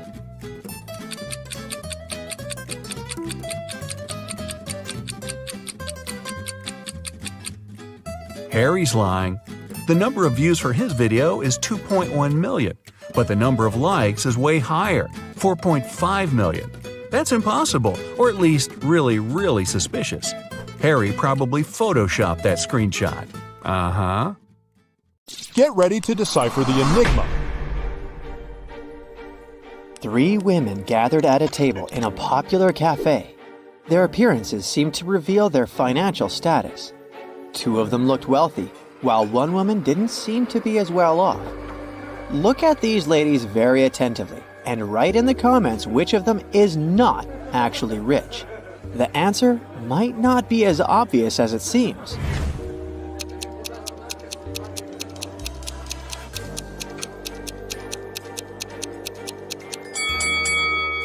The woman wearing pearls is not trying to show off her wealth. She's content with her simple, sustainable life. This suggests that she's truly rich. The second woman has extremely expensive accessories. She doesn't need a car, since she will be picked up by her driver and notified of their arrival through her Apple Watch. But the third woman is not actually rich. She doesn't have any valuable possessions, and that money falling out of her bag is actually fake. Look at these 2 couples lounging on the beach. There are designer bags by their side, and they're dressed in fancy swimsuits. At first glance, both couples appear to be well off, but only one of them possesses true richness. If you have already figured out which couple it is, share your ideas in the comments.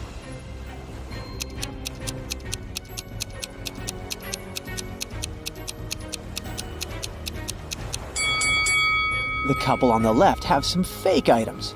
If you look at them attentively, you'll notice that the logos are written incorrectly. They're also pale. Can it be because they have to work all the time and go on vacation just once a year? As for the couple on the right, their seemingly simpler yet well-maintained belongings suggest that they value quality over extravagance. And their worn luggage speaks of their many trips. Plus, they have tanned skin, which means that they can vacation much more often. A suspected criminal, Doug the Evil Man, had been bouncing around various places in the world. Interpol had been trailing him, expecting to catch him with large amounts of unaccountable cash. When they finally got their hands on the criminal, they only found sunglasses, a wallet containing about 50 American dollars, credit cards, and some foreign loose change. They had nothing to do but let the guy go.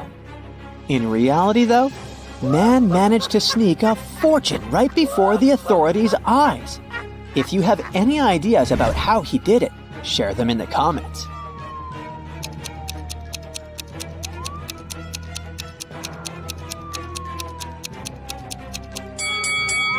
These foreign coins were actually extremely rare and incredibly expensive ancient coins. Detective Stanwyck came to Mr. Pennyroll's house to investigate a crime. Mr. Pennyroll claimed he had been kidnapped by bank robbers when he had arrived to open up the bank where he was the assistant manager. They made him open the safe and give them the money. They told the man to drive them to his house. They wanted to get his wife's jewelry too. Oh my God! While they were on the way, one of the criminals moved the money into a paper bag and threw the bank bag out of the window. When the car stopped at the red light 2 blocks later, the banker managed to escape. The detective decided to follow the route back to the bank to look for clues. At one point, Mr. Pennyroll shouted that he saw the empty bank bag, and a few minutes later, he pointed at the red light where he managed to escape.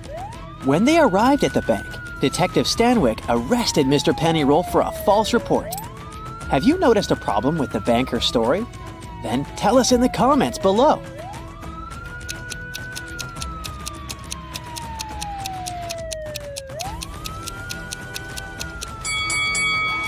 While heading back to the bank, they should not have reached the money bag before they reached the corner where Mr. Pennyroll jumped out of the car. He supposedly did that after the criminal had tossed the bag out. If this story was true, the detective and banker would have passed the corner first and the money bag next on the way back to the bank. Now, there's a truly mysterious case for you. Chelsea walked up to a parked taxi, handed the taxi driver a $20 note, and walked away. Here are the things you need to know. She's not very good with directions. $20 is too big of a tip for giving directions. The girl also has a car of her own, and it's not broken. Can you solve this mystery faster than the other Brightsiders? Leave your answer in the comments.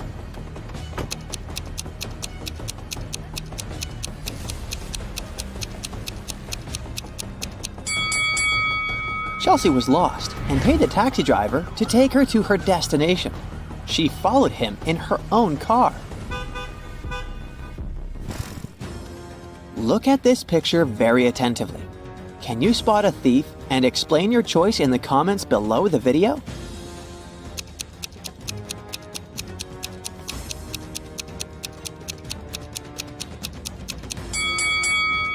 It's the woman in the brown coat with white lapels.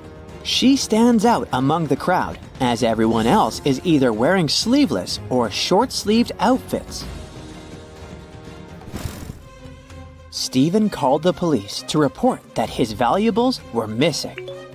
When the police arrived, the man told them he had gone on a camping trip alone. He just got there and set up his tent when it started raining heavily. He hurried to get some dry firewood and left his bag with his wallet and all the documents inside the tent. When he came back, everything was gone. The police officers didn't believe Stephen and fined him for making a false call.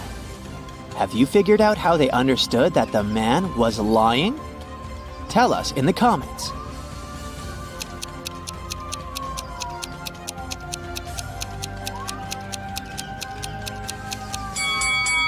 Stephen said he had set up the tent before it started to rain. But then, why is there a big puddle inside? Tom vanished at around 10 p.m. on Friday in the fall. A police officer questioned his 4 friends. She suspected that one of them had something to do with the guy's disappearance. She asked each of them what they had been doing at that time. Adam said he had been choosing an outfit for a date. Daniel was getting ready for a party that was going to take place at his apartment. Sophia said she had been relaxing by doing yoga before her night shift at work. And Jake was watching birds in the park. After questioning the suspects, the police officer arrested one of Tom's friends. If you know who she detained, write it in the comments.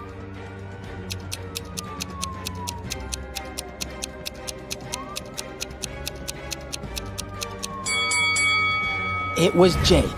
At 10 p.m. in the fall, it's too dark to see birds outside. Police officer James was called into a small hotel to investigate a mysterious jewelry disappearance. Emily had checked in the night before and put all her expensive diamonds in her hotel room safe. After she came back from lunch the next day, the jewelry was gone. James had 3 suspects. The receptionist said she had been out on her lunch break. The maid said another guest had checked out earlier that day, and she had been cleaning their room. Susan, another hotel guest, said that she had just woken up. One of these people is lying. If you figure out who it is, write your guess in the comments as fast as possible.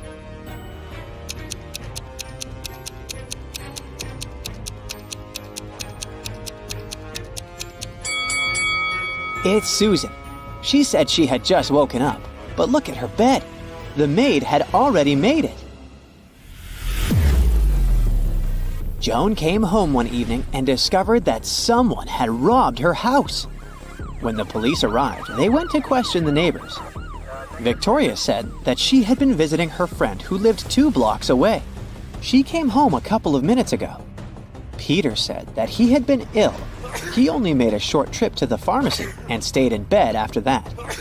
Nathan said that he and his wife had been preparing for a barbecue party with their friends. But it started raining heavily, and they had to cancel their plans. Help the police and write the name of the thief in the comments below.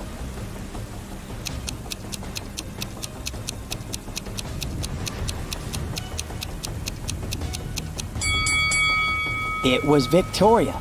It was raining, and she said she had just come home. But look! Her hair, clothes, and the umbrella, which is standing near the door, are absolutely dry. Tyler was going to his friend's place in the evening when a stranger in a black mask captured him. The next thing the guy knew, he was in a large room, locked in a cage. There were 3 levers in the wall next to the cage. If he pulled the first lever, he would let hungry lions into the cage. The second lever would flood the cage with water.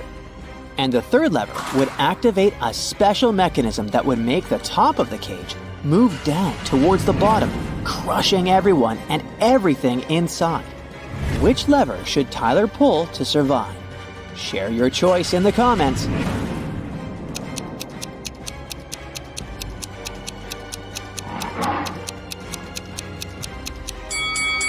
His only choice is the second lever.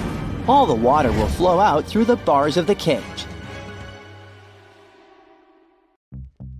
Amy's elder sister, Vicky, gave her this shopping list and asked her to get some groceries. Amy took the list without even looking at it, but when she arrived at the supermarket, she realized that her sister had pranked her. Vicky has encoded the names of the products she needed. Can you help Amy figure out what she's supposed to buy?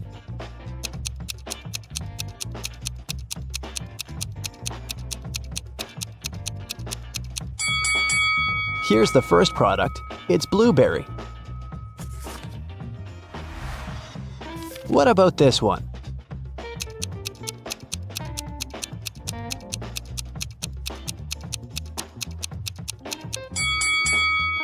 Watermelon.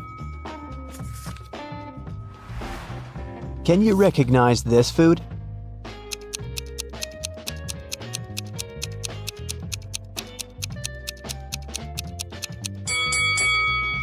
That's right, it's kiwi. Here's the next rebus. Can you crack this code?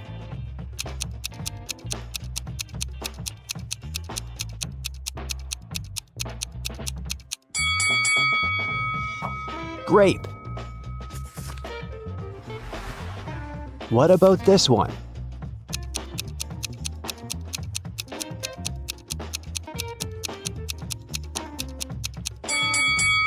Pineapple.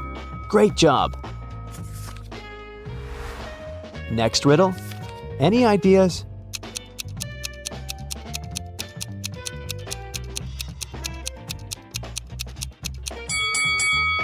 Vicky needs some bananas. And how about this food?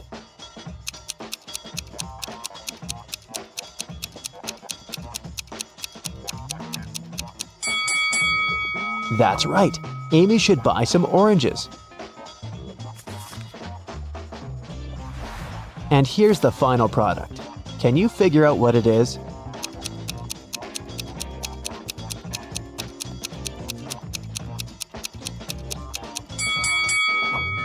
Lemon. Amy took everything she needed and headed to the cashier. He said, I'll give you a 90% discount if you manage to solve my riddle. Amy agreed. Here's the riddle. If you had 3 apples and 4 oranges in one hand, and 4 apples and 3 oranges in the other hand, what would you have? Can you help Amy crack this riddle to save some money? Try to think outside the box.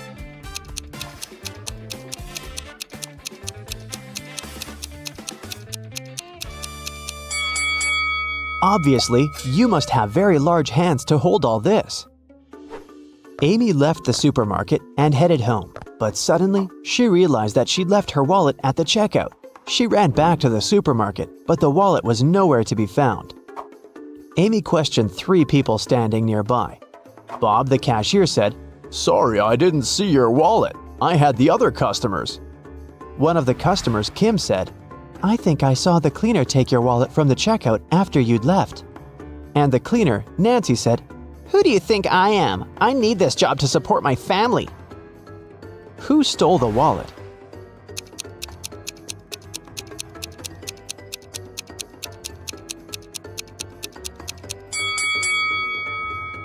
It was Kim. She's holding her own wallet in her hand. But there's also Amy's wallet hidden in her boot.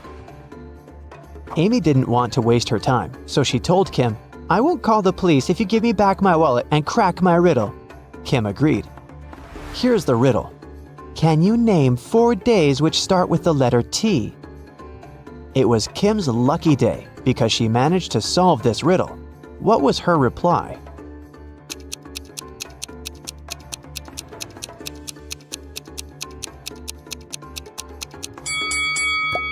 Tuesday, Thursday, today, and tomorrow. Amy, Vicky, and their boyfriends Josh and Greg went hiking and got lost. They wandered around the forest for a few hours and found this sign. There were 3 paths through the forest. The first one would take them to a toxic swamp. No one has ever returned from that swamp alive. Hungry tigers were blocking the second road, and to use the third path, the guys had to cross an ice-cold mountain river. Which way is the safest?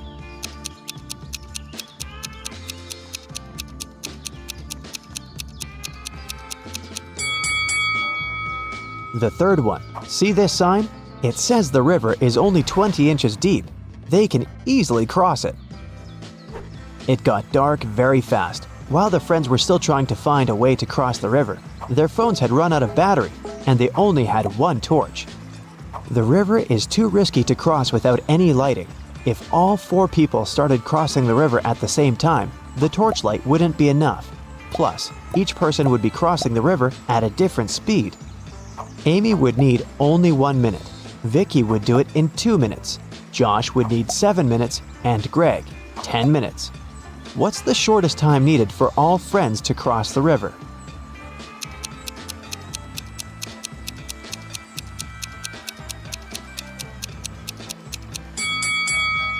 Usually, people jump to the conclusion that the fastest person should guide everyone. In this case, Amy would have to accompany Greg. It'd take 10 minutes. Then she would need 1 minute to come back. She'd guide Josh across the river. It'd take 7 minutes. Then Amy would spend 1 minute to return for Vicky and make the final 2-minute walk across the river. In this case, the entire process would take 21 minutes. But our task is to minimize the time. That's why we should find a way for the slowest people to walk together. So here's the correct order. Amy and Vicky cross the river, which takes them 2 minutes. Then Vicky comes back. That's another 2 minutes. Greg and Josh take the torch from Vicky and go across the river. It takes them 10 minutes. Then Amy comes back with the torch, takes Vicky, and they cross the river together. That's 3 minutes.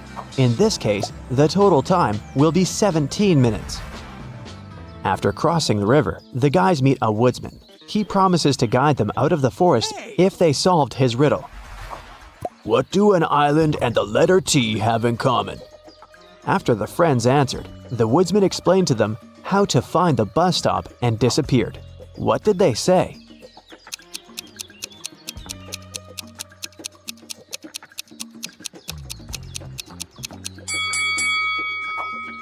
The letter T and the island are both in the middle of the water. It took a while to find the bus station, and the guys got hungry. That's why they decided to buy some food. But only one of these vending machines is safe to use. Can you tell which one?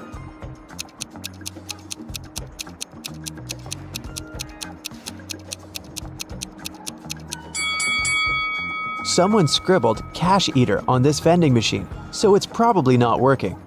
Cockroaches are crawling all over the food inside this machine. The guys should use the second vending machine. When the bus arrived, the guys realized that they didn't have enough cash to buy the tickets, but the driver was very generous. He said, "I'm gonna give you a free ride if you crack my riddle. It's very simple.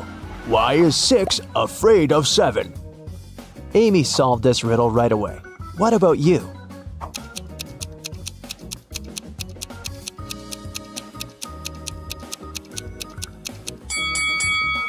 Because when it was hungry, 7 ate 9. The guys took their seats on the bus. Can you find anything weird here?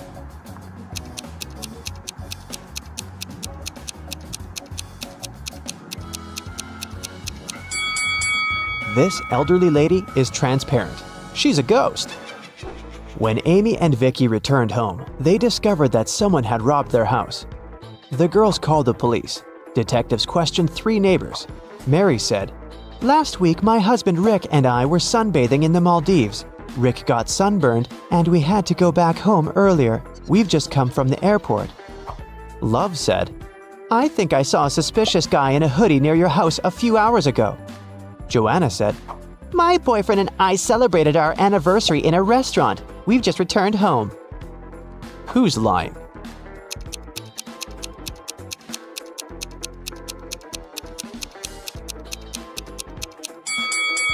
Mary. She said that Rick had gotten sunburned, but now he looks perfectly fine, and he doesn't look tanned either. Amy decided to get a new job to save some money for college. She sent her resume to the local bank and received an invitation for a job interview. The HR manager offered her a riddle to challenge her logical thinking. Imagine you have an unlimited number of coins in your wallet. What's the minimum number of coins you'll need to make sure that each of these coins will touch exactly 3 others? Can you help Amy get the job?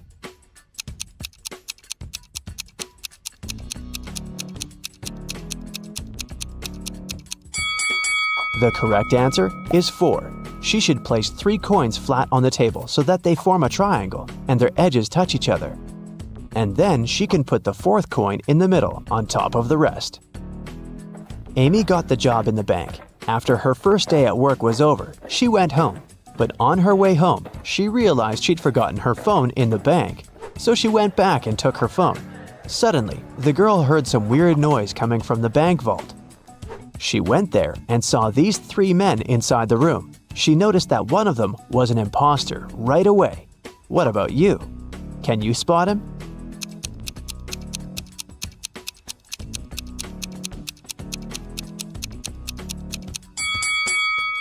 The 3rd guy doesn't belong here. Look, he's wearing a police badge. He must be working undercover. The robbers ran away and locked Amy and the police officers inside the vault. Now they have to solve this riddle to unlock the door. They have to find a way to connect these 9 stars by using just 4 lines, all without lifting their hand even once. Can you help them find the right way?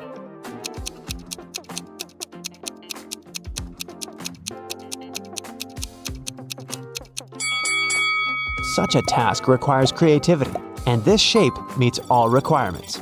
But maybe you came up with something better. Amy bought flowers for her sister's birthday. She was walking down the street holding the bouquet in her hands. Suddenly, a man in a mask ran up to her, grabbed the flowers, and ran to the nearest restaurant. Amy started crying. A patrol car stopped next to her. Amy told the police officer what had happened. They went to the restaurant together to find the criminal. There were 4 men with very similar bouquets. Can you tell who robbed Amy?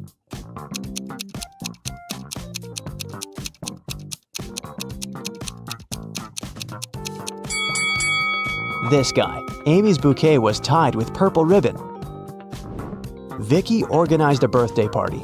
To avoid uninvited guests, she asked the security guard to set a special password, but her boyfriend Harry, who was most definitely not invited, developed a plan that could help him enter the party. He hid near the door and started to listen attentively. When the first guest arrived, the guard said 12. The guest answered with 6. Then the second guest arrived, and the guard said 6. The guest replied with 3. Harry thought he'd heard enough and walked up to the guard. The man said 8, and Harry replied with 4. After hearing this answer, the guard asked Harry to leave. Why?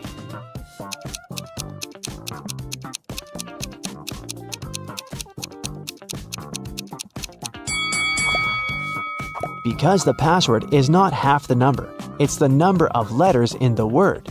He should have said 5 because the word 8 consists of 5 letters. Can you count the number of squares in this image?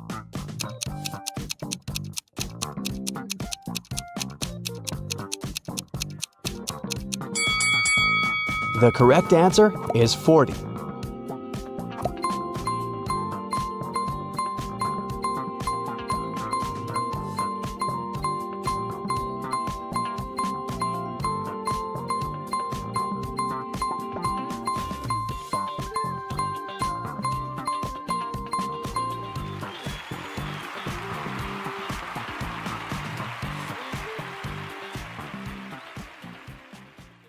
During the math class, Mrs. Stevens had a task for the students. They had to say, what was 3 plus 3 times 3? 2 people raised their hands, and she asked both.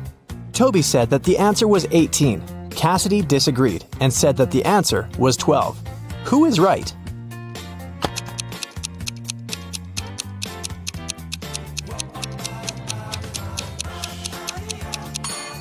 Cassidy. The multiplication is always done first, so we multiply 3 by 3, that's 9. Then we add another 3 and get 12. It takes Genevieve 12 seconds to cut 1 loaf of bread into 5 pieces. How much time does she need to cut the same loaf into 6 pieces?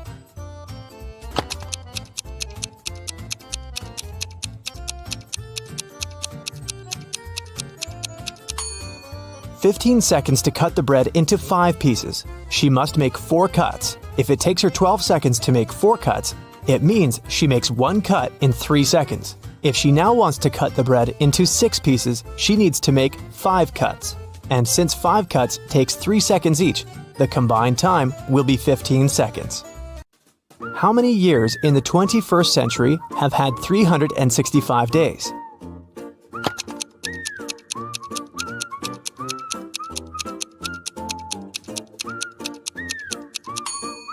Some of the years did have 366 days, and still, all of the years have had 365. So starting with 2001, it's been 20 years by now. No time to explain, but Tim needs to break into his mom's computer. The problem is that he doesn't know the passcode, but here's a hint. What's the passcode?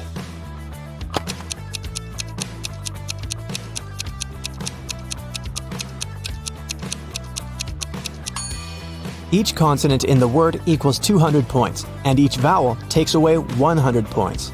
In the word kiwi, there are 2 consonants that make 400 points. 2 vowels take away 200 points, so the passcode is 200. Lucas and Liam went for a walk. They found a cool tree and decided to climb up to the top of it. Who is less smart?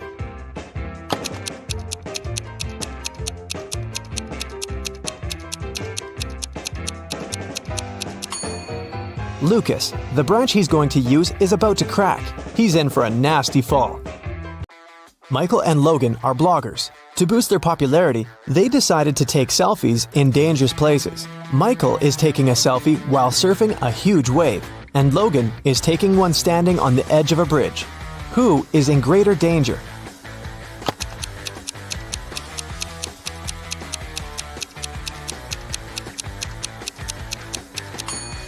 Michael. Logan at least has some people around. They'll notice if something happens and call the emergency services. Michael is alone.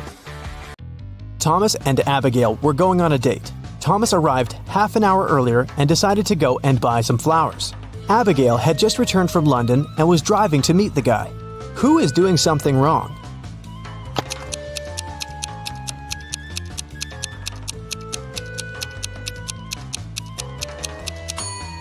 Abigail. She's driving on the left side of the road.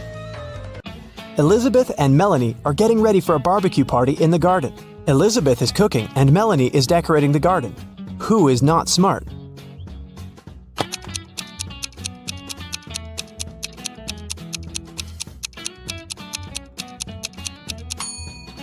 Elizabeth. While she's cooking, the meat is going bad in the sun. It was June, and students were going to have their most difficult exam. Each of them was assigned to a particular seat, but a professor was paying special attention to one of the students. He supposed they were going to cheat. Who was his suspect and why?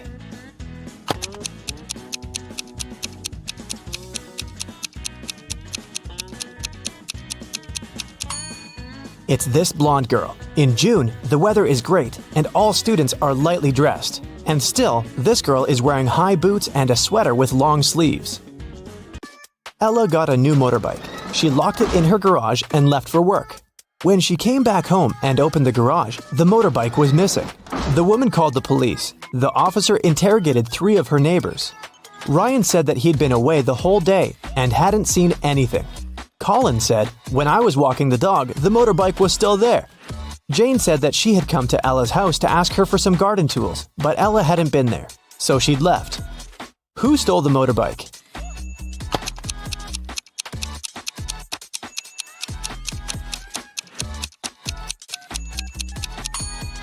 It was Colin. He said he'd seen the motorbike in the garage, but the door was closed, so he couldn't possibly spot the bike. Look at the sequence of letters. What should be the next one?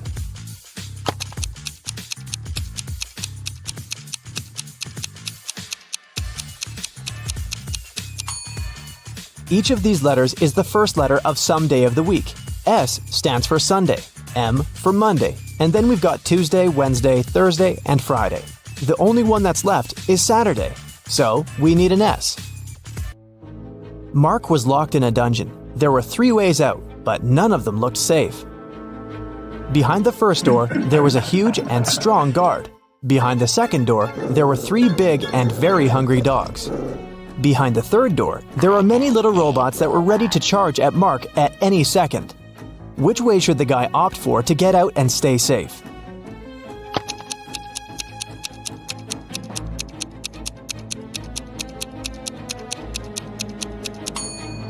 I'd say the third one. Although there are angry little robots, they're still super small and probably can't cause much harm. Emily woke up in a weird place she'd never been before. She looked around and saw 3 ways out. But there was a catch. Behind the first door, there was an iron block with a motion sensor that would crush everyone who entered the room. Behind the second door, there was an electric shock device that never missed. Behind the third door, there was broken glass all over the floor. Which way should Emily choose?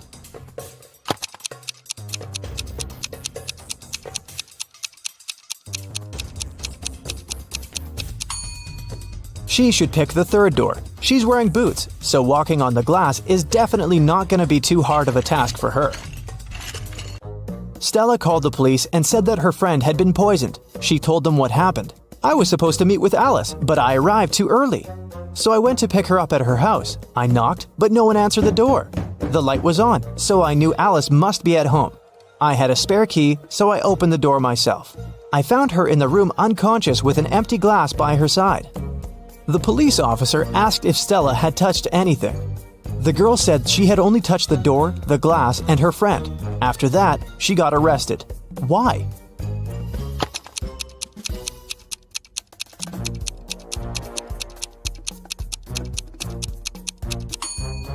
She said the lights had been on, but she didn't say anything about touching the light switch.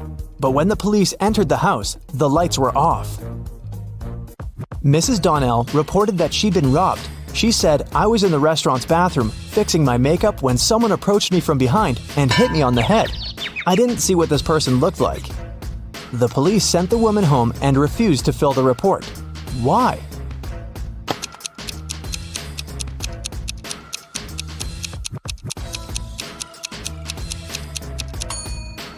The woman was fixing her makeup. This means she was looking in the mirror. If someone had tried to approach her from the back, she would have definitely seen this person. But she said she hadn't. She probably made the whole story up. A cleaning man was washing the windows in an office building and fell from the 3rd floor. Everyone agreed it must have been an accident. Luckily, Detective Callum was nearby. Once he came closer and saw what had happened, he concluded that it couldn't have been an accident.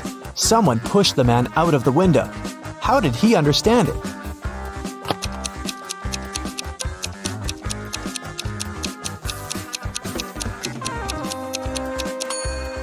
Look, the window the guy fell out of is now closed. If it had been just an accident, the window would still remain open. Sophia and Brooke went camping in the forest. Who is less smart?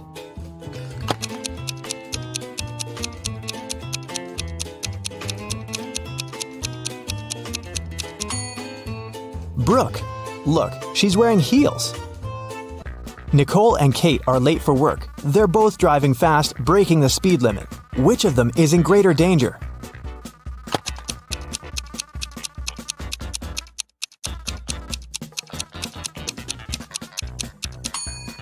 Kate. She has many things lying around in her car. In case of an accident, something is likely to hit her.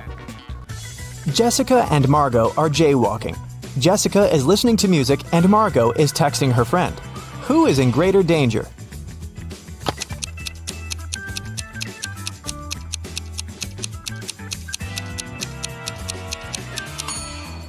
Jessica. Although they're both breaking the rules, Margot is doing it in a place where she can be easily noticed by drivers, and Jessica is jaywalking right where the road takes a turn.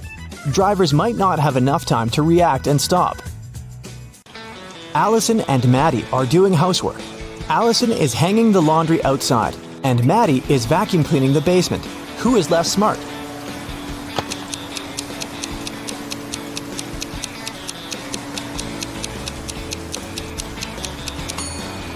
Allison. She's hanging the laundry outside, but it's raining. After Theodore was shipwrecked, he found himself on a deserted island. Luckily, he still had his pills. There were 2 green and 2 yellow ones left. He needed to take 1 green and 1 yellow pill every day. The problem was that the man couldn't see anything at all and couldn't tell the color of the pills. There wasn't a soul around to help him. How can he manage it?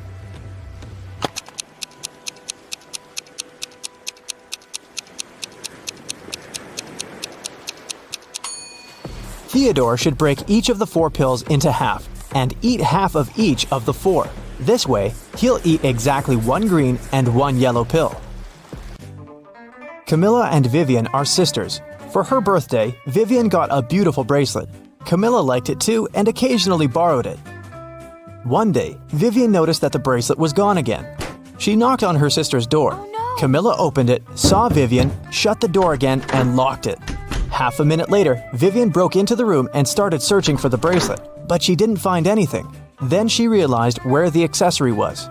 Have you figured it out?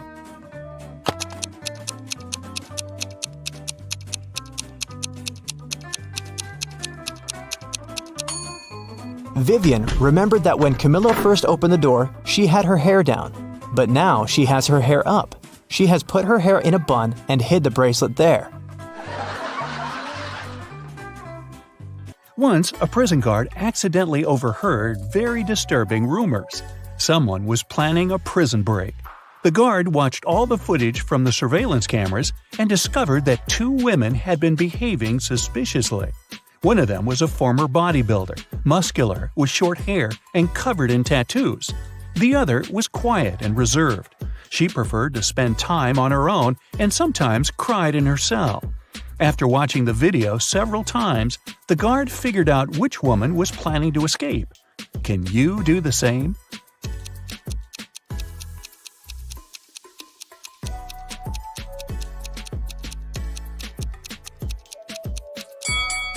It's the second prisoner. There's a file in her bun. She can use it to get through the metal bars. Mark comes up to the table. There are 3 apples, but only one of them is safe to eat. The other 2 are poisonous. Unfortunately, Mark can't skip breakfast. So, which apple should he eat?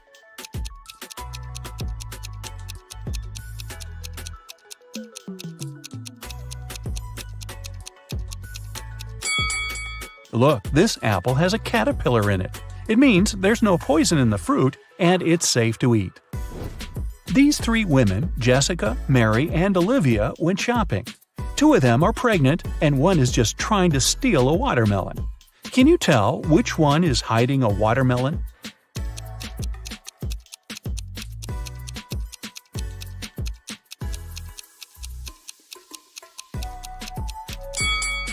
It's Olivia. She's wearing heels. It's not the kind of shoes a pregnant woman would choose to wear. Nathan, a successful entrepreneur with a multi-million-dollar business, and his friend Jackson, a famous private detective, returned from a long-term trip abroad. They decided to stop by at Nathan's villa on the way to the city. When the men entered the house, though, they saw that everything more or less valuable had been taken away. The entire villa was a mess. "I've only been away for a month. What happened here?" exclaimed Nathan. Jackson took an apple from the dining room table and started to munch on it thoroughly. "The lock isn't broken. It means the person who took your stuff had the key." After a while, the detective asked Nathan to invite 3 people. Mia, Nathan's niece, told Jackson she hadn't visited her uncle's home. She had been having serious problems with her car for already 2 months. And the villa was too far away from the city to get there by public transport. Sarah, the maid, claimed that she had stopped by several weeks ago to bring some food and tidy up, but since then she hadn't been to the villa. Adam, the gardener, told the detective he had been on vacation and had just returned. He even offered to show his plane tickets to Jackson. The detective figured out immediately who was behind the mess. You have 8 seconds to figure it out.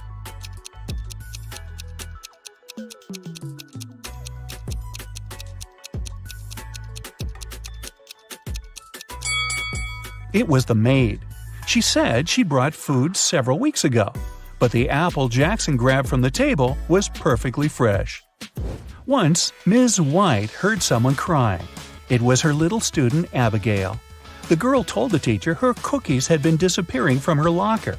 Someone had been taking them for already several weeks, but Abigail didn't know who. Ms. White decided to help the girl. They equipped the locker with a simple alarm that had to go off if someone who wasn't Abigail opened the door. They hid behind the corner and began waiting. In 10 minutes, they heard the alarm. When they reached the locker, it was already empty and there was no one nearby. But Ms. White noticed somebody disappear behind the art room door. She rushed inside, but everything looked normal. And still, the teacher needed no more than a minute to understand who had been eating Abigail's cookies. Look at the picture of the art room carefully.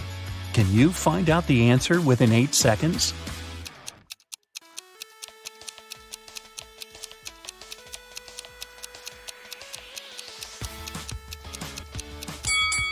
It's the girl on the left. Her painting's black and white, but there are only various shades of blue on her palette. And maybe the cookie crumbs are a giveaway too. I don't know. One perfume company hires new staff. They must swear an oath of loyalty to the company if they want to get a job. 10 people are saying the words of the corporate oath simultaneously, but some of them are cheating. Help the directors figure out who these people are.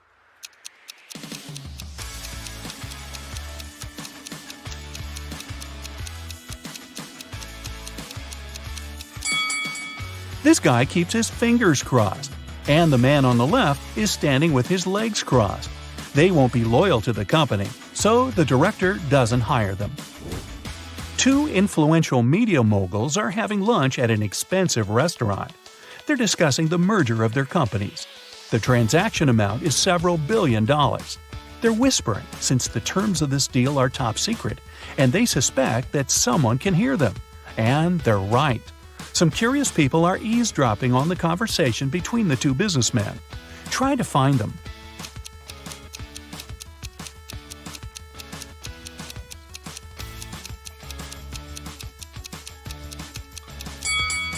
The girl at the next table is reading a newspaper that is turned upside down. She's obviously trying to overhear what the billionaires are talking about. This guy over there is listening to music, but the headphone wire is not connected to anything. Another girl is sitting at the table in the corner with a cocktail, but instead of an umbrella, there's an antenna in her glass. She's recording the conversation. "Where are my employees?" a boss shouts. He's furious because 3 people haven't come to the office. He calls each of them to find out the reason. All 3 tell him they got ill. The boss doesn't believe them, so they have to arrive at the office. Mary is wearing a warm jacket, hat, and scarf. She sneezes, coughs, and looks sick. Lori is walking on crutches. Her leg is in a cast. Sometime later, Michael appears. He's got a hand injury, and now he can't type. The boss is sure that one of them is faking. Who is it?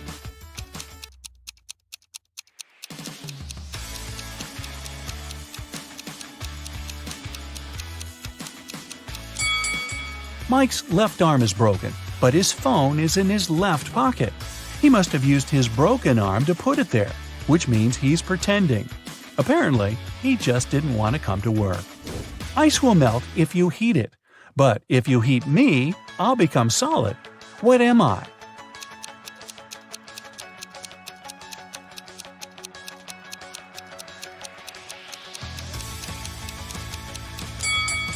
I'm an egg. You buy this thing to eat, but you never eat it. What is it?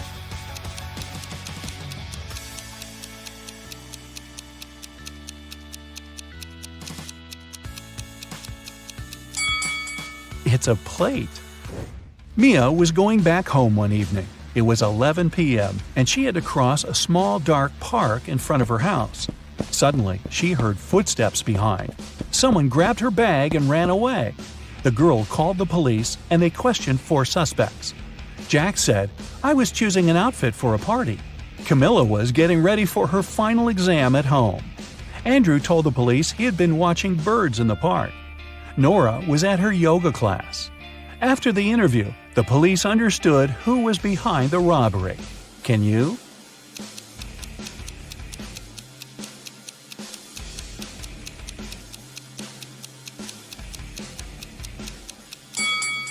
It was Andrew. At 11 p.m., it's too dark to see birds.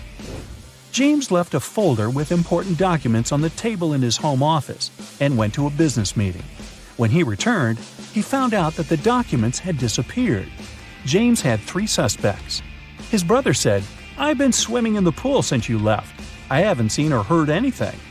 The cook replied, "Tomorrow we're having a party. I've been preparing the food." The security guard told James, "I've been outside all this time, checking the garden for mice." Who knows where the documents are?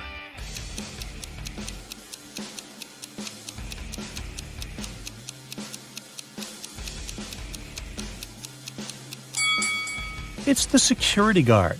His job description doesn't include pest control. An accident happened at a busy crossroads in a small town. A driver who caused the crash left in a hurry. Luckily, several witnesses managed to describe the car. A police officer headed to the suspect's house. There, he saw a car that looked exactly like the one from the description, but its owner claimed that he had spent all day at home. The police officer knew the suspect was lying in no time. How?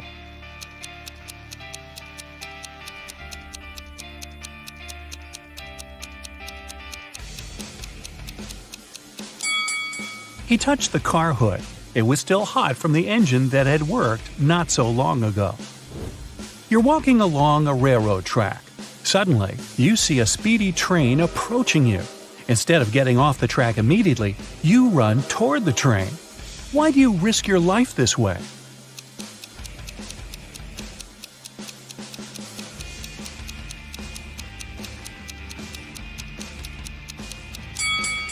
When you notice the train, you're on a bridge. You can't leave the track right away and have to run to the closest place where you can do it.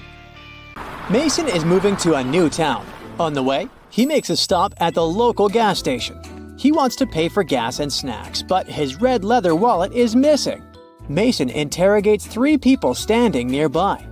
Ashley says that she didn't touch Mason's stuff. Both of her hands were full of sandwiches. Lily says she was taking selfies for her social media. And the cashier, Xavier, said that he didn't notice any red wallets. Mason knows for sure who's the thief. What about you?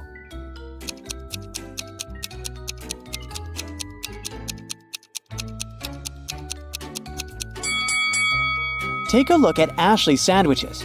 She hid Mason's wallet between 2 pieces of bread. Mason exposes the thief and continues on his journey. He gets hungry and goes to a diner. But immediately, Mason feels something off about this place. Something's completely wrong with one of these 3 waiters. Which one?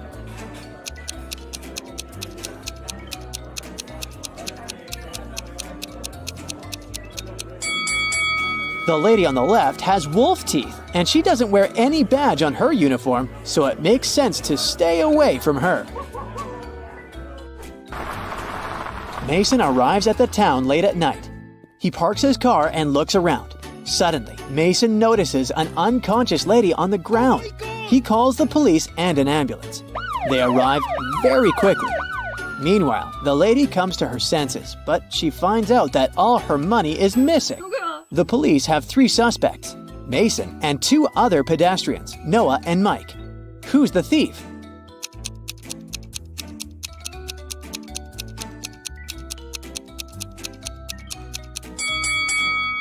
Take a look at the ground. There are 2 types of footsteps leading to the place where the lady is lying. One of them belongs to her, and the other one was left by Mason. There are 2 parallel straight lines left by a wheelchair. So the thief must be Mike. The next day, Mason meets his neighbors. Hello. It's an elderly couple, Ralph and Glenda. They have just finished building a fancy new house. The house looks beautiful, and they invite their 3 grandchildren over to have a look at their work. It takes 1 day for one guy and 2 girls to break several windows, knock down the fence, remove the decorations, and ruin the roof. But the retired couple doesn't mind. They just smile looking at the teenagers. Can you figure out why?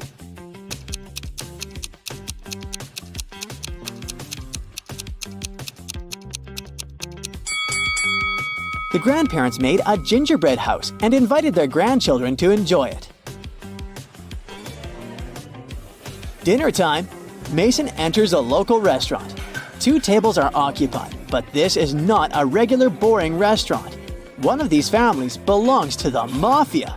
Can you guess which one?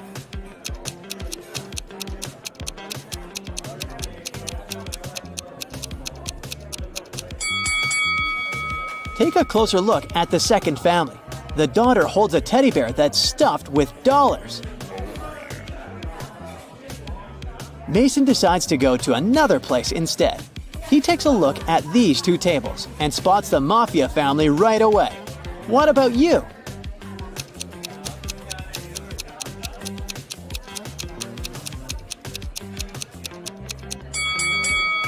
It's the first family. The father has a red laser dot at the level of his heart. A sniper is aiming at him. Mason switches restaurants again. 2 tables are occupied by innocent-looking families. Yet again, one of these groups belongs to the mafia. Can you guess which one?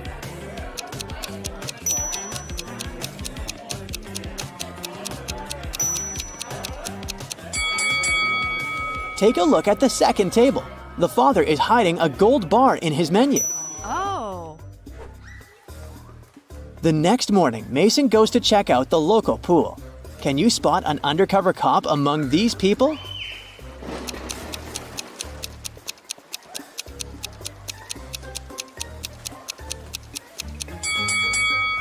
This guy has a suspicious earphone in his ear.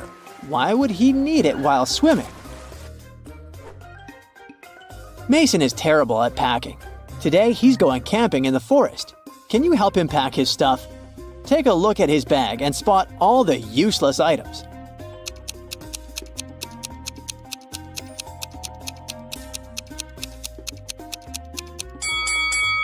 Oh, look! He has an electric hairdryer, but there's no electricity in the forest, so he can definitely leave it at home. Mason and his friend Bennett go hiking in the local forest. On the way, they meet two ladies, Anna and Alice. They hang out together, and both guys fall in love with Anna. They want to take her on a date. So the guys secretly ask Alice which of them Anna likes more. Alice doesn't want to share her bestie's secrets, but she gives the guys a hint. Anna loves pizza, but she can't stand burgers. She likes to go to the pool, but she never goes to the gym. Her favorite animal is the llama, but she's afraid of zebras. Which one of these guys does Anna like?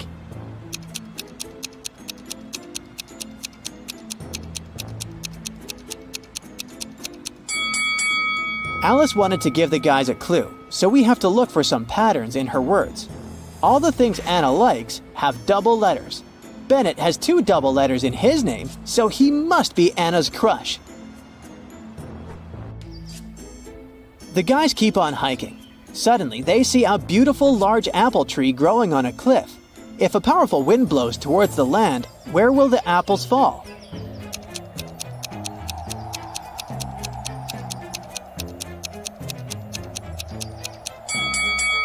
In any case, they'll fall down. Alice needs to leave for the city, but Mason, Bennett, and Anna decide to spend the night in the wild. The next day, they wake up in a terrible trap. They're hanging upside down in the air with their legs tied. There's a bunch of venomous snakes on the ground under Mason. There's fire and hot coals under Anna, and dangerous scorpions are crawling under Bennett. How can the guys survive?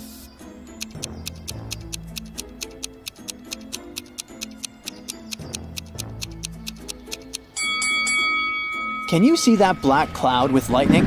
It's gonna start raining soon. The rainwater will put out the fire under Anna. This lady has a knife, so she can cut the rope and then help the others. Yes! The guys escape, but they get lost in the forest. It gets dark. They're wandering around and come across a creepy cabin. It belongs to a witch. She says the guys must solve a riddle if they want to escape from her land. The witch writes a number. There are 2 special things about it. What are they?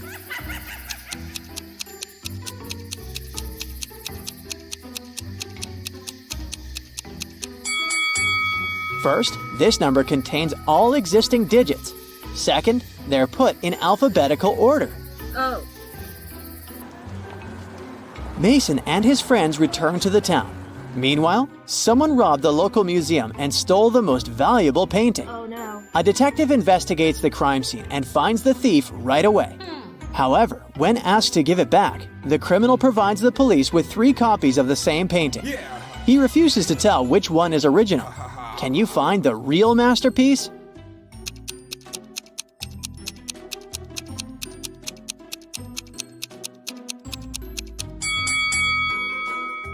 Each painting has a different frame, but only one of them is perfectly similar to the other frames hanging in the museum. And since this museum uses the same style of frames, this painting should be the original. Mason gets a new job in a small company. Only 4 people work with him. One day, Mason comes to the office and he doesn't find his favorite slippers. Mason always puts them on while working. He searches everywhere and finally spots them on the roof of the building. Mason is furious. He questions his coworkers. Bill says, "I don't even know where you keep your slippers." Phil says, "I'm terrified of heights. I've never climbed up there. Mara says, I'm wearing high heels today. I can hardly walk in them. And Ella says, I respect you too much to prank you, sir. One of them is lying. Who?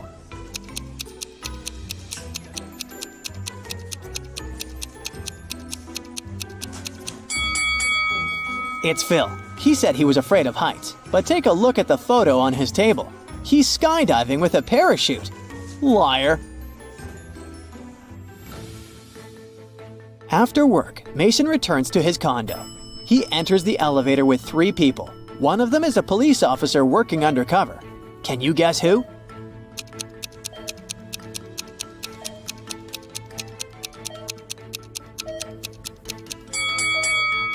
Take a look at this old lady's outfit. She has a tiny hidden video camera in her hat. Mason enters his apartment. Oh no! Someone broke the lock and stole his precious golden cup. Mason calls the police and they question 3 neighbors. George was painting his living room all day. He listened to loud music so he couldn't hear anything. Bella was walking with her boyfriend all day long. They've just returned home. And Aaron was sick, so he only went out once that day to take out his trash. He heard weird noises from Mason's apartment. Who's lying?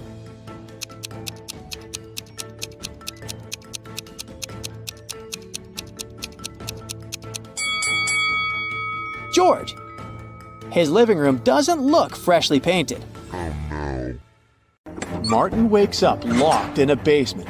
The man has no idea how he got there. Probably through a hatch in the ceiling. There are 3 doors leading out of the room. Behind the first one, there's a deep pit with metal spikes at the bottom.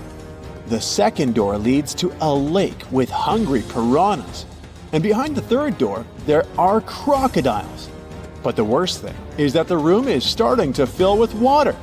You need to help Martin, and fast. So write in the comments what the poor guy should do to save his life.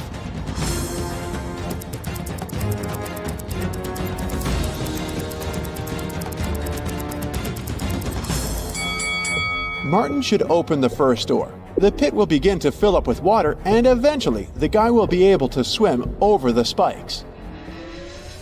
We've got one more person, Elisa, trapped in a room that's being filled with water, coming from a tap in the wall. There are no windows in the room, and the door is blocked. Elisa only has a mop and a big bucket. If you know how to save her life, comment below.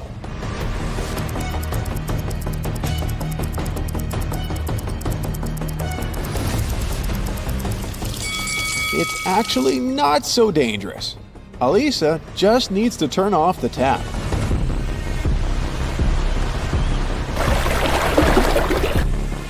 Nick was sailing around the world on his yacht when he got caught in a terrible storm. At one point, he hit his head against the mast and lost consciousness. When he came round, he found himself on the beach, surrounded by unfriendly-looking locals who definitely didn't like foreigners. They offered Nick 3 options: sending him to a cave filled with tarantulas, throwing him into a pit filled with yellow scorpions, or taking him to meet several hungry lions. If you don't write in the comments which option the guy should choose, it might end badly for him.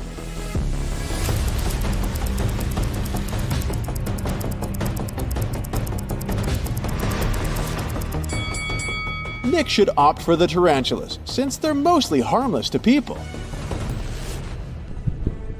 Look at this volcano. It's about to erupt. Unfortunately, Lauren has just 1 seat in her sports car, but there are 3 people who want to get as far away from the volcano as possible. Who should the girl save? A young, handsome guy? A rich woman? Or a granny?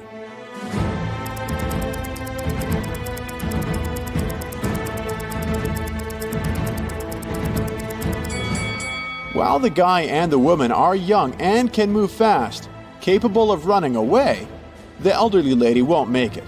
Lauren should give her a lift, but if you disagree, write your opinion in the comments. Look at these teachers. One of them is a vampire. You need to react fast to save their students from untimely demise.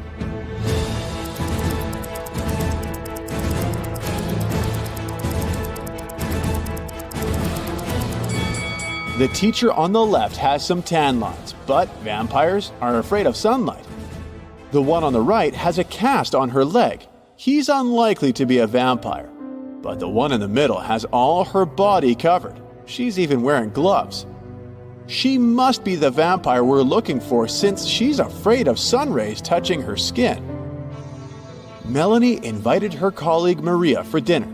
Maria was surprised since she thought Melanie didn't like her. But Melanie prepared a very nice meal. She cut the fish in half and each of the women ate their portions. Sometime later, Maria paled and lost consciousness. She was taken to a hospital. It was bad food poisoning. Several days later, police arrested Melanie for trying to poison Maria. Write in the comments how she managed to do it. After all, the women ate the same dishes.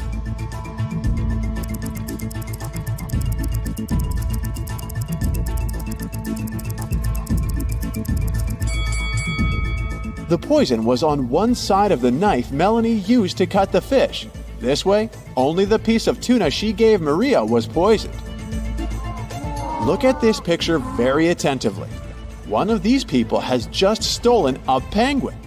If you can figure out who the thief is, write "got it" in the comments.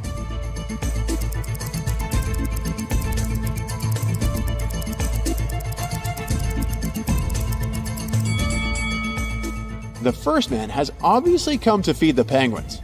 The lady is really pregnant. As for the young guy, he has a heavy backpack, which is leaking. The penguin must be inside. Look at these people. One of the women isn't a real wife. If you can answer correctly in the comments which one it is, you're a true detective.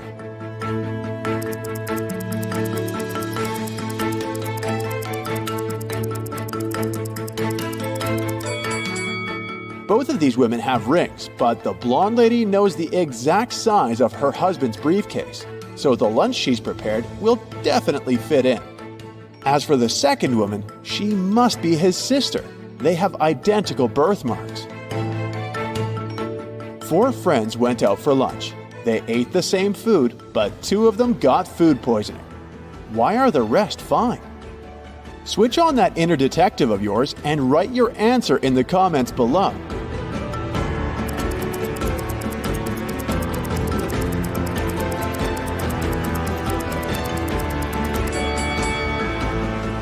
Those 2 who were fine after the meal didn't drink coffee. The drinks were poisoned, not the food. These ladies went to enjoy some ice cream together, but after that, one of them got sick. Can you tell us why?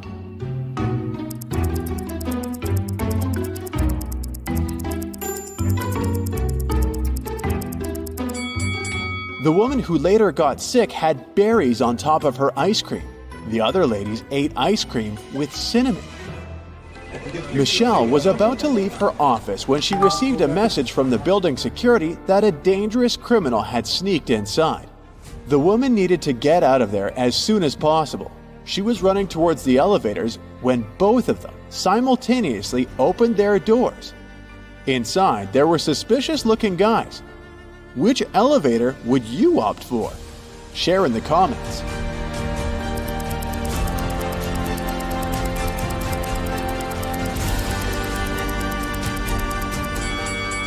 Michelle decided to run to the second elevator. The criminal had just entered the building, so he wouldn't be coming from upstairs. Criminals kidnapped 3 bank workers to get secret financial information from them. The bankers were locked in a basement with only one window high above the floor. The men decided that at least one of them had to escape and warn the police. The men stood on each other's shoulders, but the one on top still couldn't reach the window. Do you have a solution to this problem you could share with us?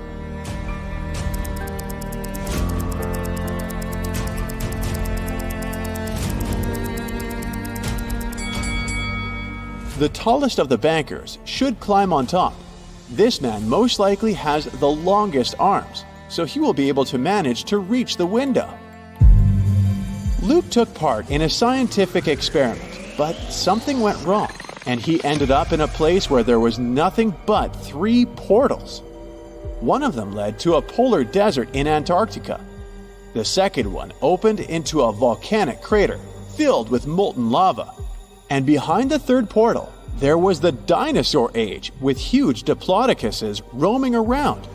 Which portal would you jump through? Tell us in the comments.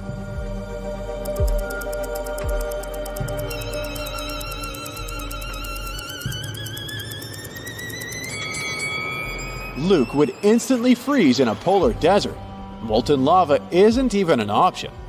But diplodocuses are totally harmless to people. They only eat plants. Once, a prison guard accidentally overheard very disturbing rumors. One of the most dangerous criminals was planning a prison break. The guard watched the footage from the surveillance cameras and discovered that two women had been behaving suspiciously. One of them was a former bodybuilder, muscular, with short hair and covered in tattoos. The other was quiet and reserved. She preferred to spend time on her own. After watching the video several times, the guard managed to figure out which woman was planning to escape. Are you as attentive as the guard? Prove it by writing your version in the comments.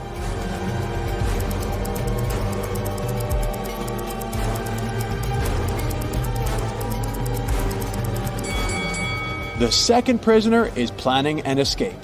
If you look attentively, you'll notice a file in her hair bun. She can use it to get through the metal bars. Two famous film producers are having breakfast in an expensive restaurant. They're discussing the budget for a sequel to a very successful movie that got $500 million at the box office. They're talking very quietly since they mention important details of the script. They suspect that someone might overhear them. The producers are right. Some curious people are indeed eavesdropping on their conversation. Find them.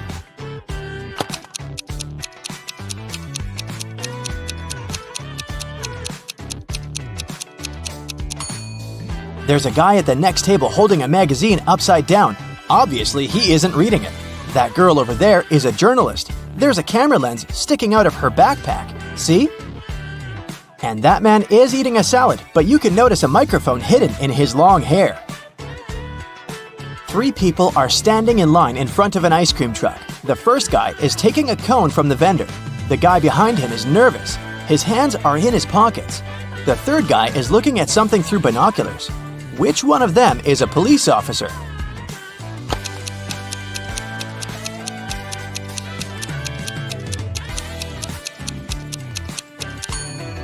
Look at the first guy. He's got a police radio in his pocket. A biker was traveling along a country road when he heard a scream. A woman was calling for help. She seemed to be in the forest. The biker rode in her direction and saw three girls among the trees. They were all begging him to save them from a vampire. "But which of you is the vampire?" the man asked. "It's her!" All the girls screamed and pointed at one another. How could the biker find out who was human?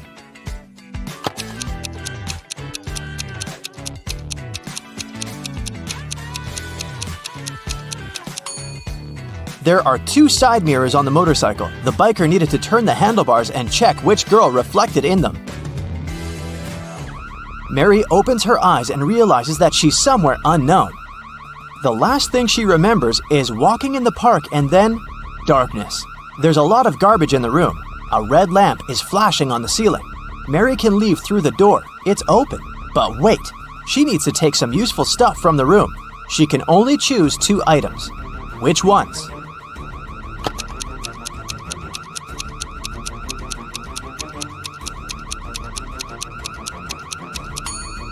Mary needs to get scuba gear and a mask. Look at that small window.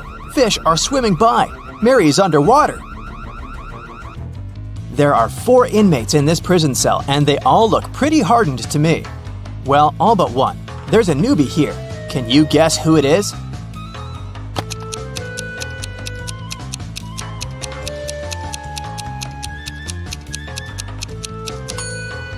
You might have thought on the desperate guy, but look, there are 5 dashes on the wall next to him. He's been in prison for some time already. The new guy is opposite him, with no dashes at all.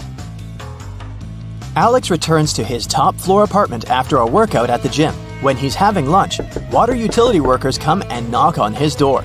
They say the ceiling in Alex's apartment is about to collapse because his neighbors forgot to turn off a faucet. And now they're flooding the building. They ask the guy to evacuate immediately. Alex closes the door and calls the police. Why?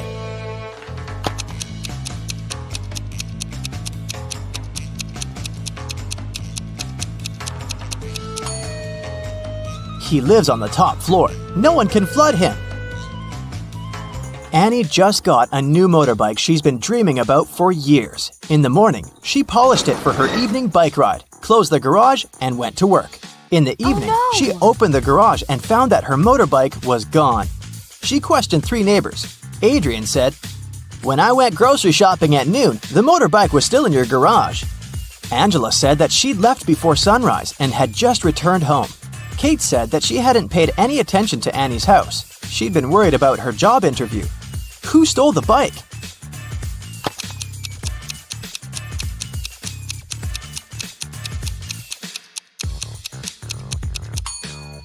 Adrian. He said that he'd seen the bike in the garage, but it couldn't be true because it had been closed. There was a grand ball organized in honor of Miss Parsons' birthday, and half of the town was invited. Suddenly, the lights in the entire building went off for a couple of minutes. When the lights came back on, Miss Parsons' beautiful diamond earrings were missing. The main suspect was her distant cousin, Sylvia. But the girl said that she'd been in the bathroom fixing her makeup. She didn't even notice the lights had gone out because she'd been busy. Who's lying, Miss Parson or Sylvia?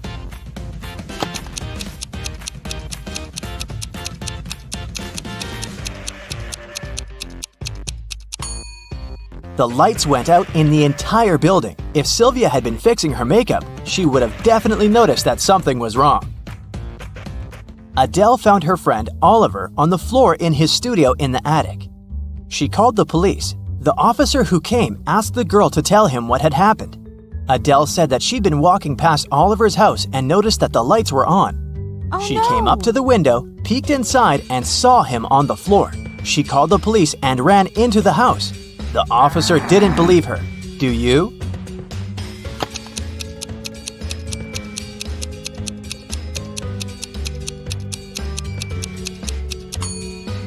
No, it doesn't sound right. The guy was in the attic. Adele couldn't possibly see him through the window. One rainy evening, Martha came home and found that someone had eaten her chocolate bar. She asked her siblings who had done that. Laura said that she'd been working out in her room and she didn't even eat sweets. Ashley said that she would never eat someone else's chocolate. Luna said that she'd been outside watering plants in the garden. She had just come home herself. Who lied?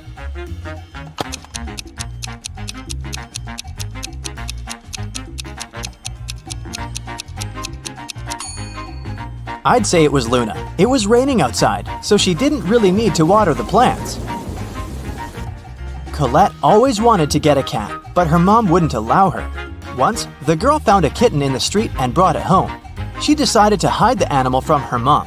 Still, one morning, Colette's mom walked into her daughter's room and realized a cat lived there. How did she figure it out?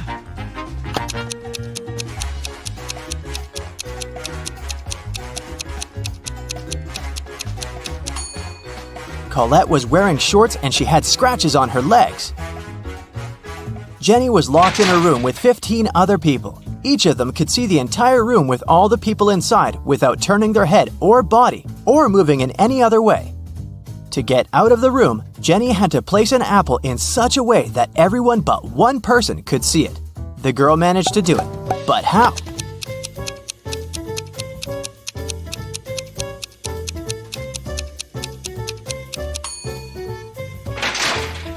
She put the apple on top of one person's head. An old sailor hauled a treasure chest from the seabed. As soon as he took one gold coin from there, a pirate appeared in front of him. "How dare you touch my treasures?" the pirate said. "You're doomed to spend half of your life at sea and the other half on land." The sailor is old and he doesn't know how much time he has left to live. How can he spend half of his remaining life in the water?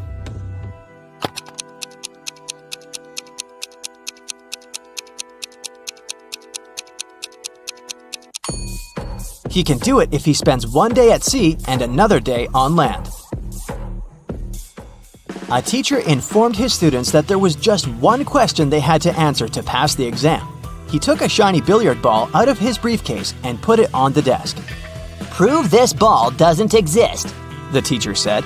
By the end of the exam, all students wrote their answers, yet none of them passed, but one. That only student who wrote 2 words on their sheet of paper and got the passing grade. What did they write?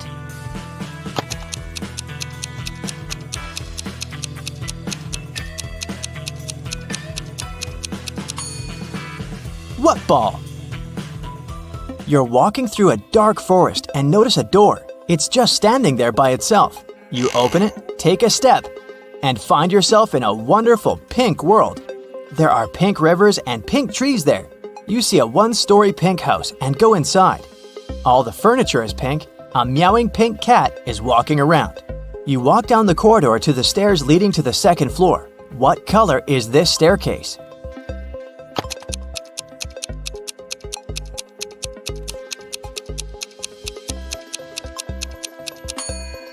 There are no stairs in the house. It's a 1-story building, remember? Here's a quick joke. 2 geniuses are walking down the street. One genius says to the other, "Hey, you look down in the dumps. What's the gray matter?" I didn't say it was a good joke. Okay, you big brain person you, here's another challenging quandary of riddles to solve. Ted is a lucky game show winner. He can pick one of the 3 prizes: a brand new Mercedes, a Louis Vuitton purse, or a MacBook. Which one should he choose? Think carefully, he can only get one prize.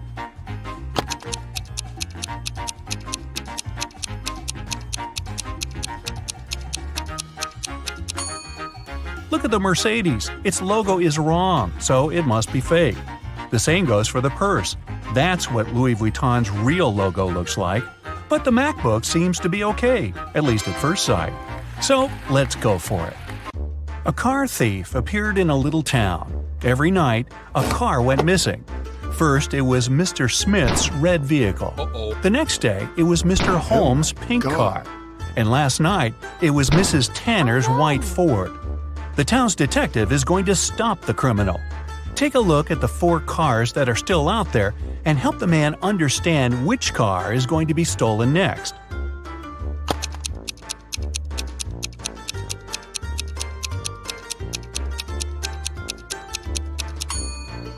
There are 4 cars left: yellow, blue, green, and black. The first car that was stolen was red. The word red has 3 letters. The next one was pink. There are 4 letters in pink. The third vehicle was white, and the word white has 5 letters. It means the next car to be stolen is going to be yellow, because there are 6 letters in this word, as best I can count. Mr. Jones was going on vacation. In the evening of his last day at work, he cleaned up his office and left, taking the key with him. When the man came back 2 weeks later, he immediately realized someone had broken into his office while he had been gone. How did he figure it out?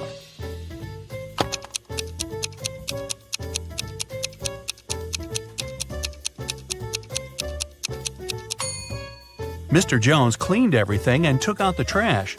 But have a look at the garbage can now. There's some paper inside. Esme got lost in the forest.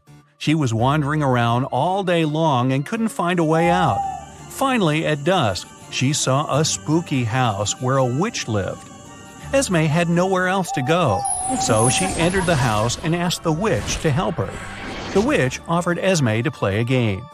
"I'll tell you a riddle. If you get the answer right, I'll take you out of the forest. But if you make a mistake, I'll keep you here as my maid forever."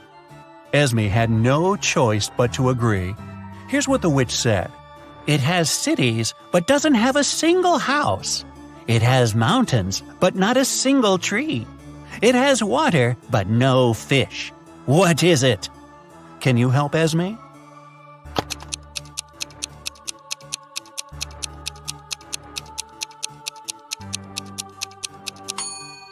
It's a map.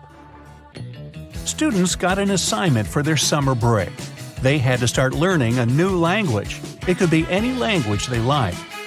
When a new semester started, the teacher asked the students how it had been going. Mark said he had been learning Brazilian and enjoying it. Genevieve said she'd chosen Ukrainian. Ben said he had been learning Arabic. It turned out to be very hard, but interesting. But the teacher didn't believe one of the students. Who was lying?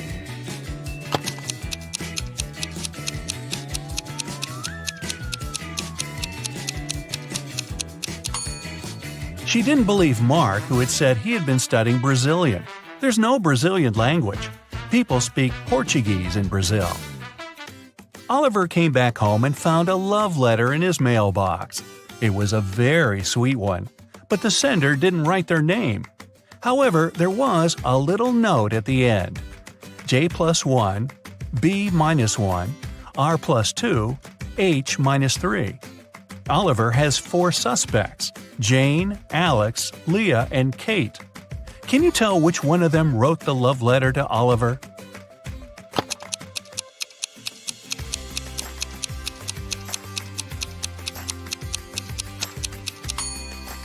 The note is the hint, of course, and the alphabet is the key.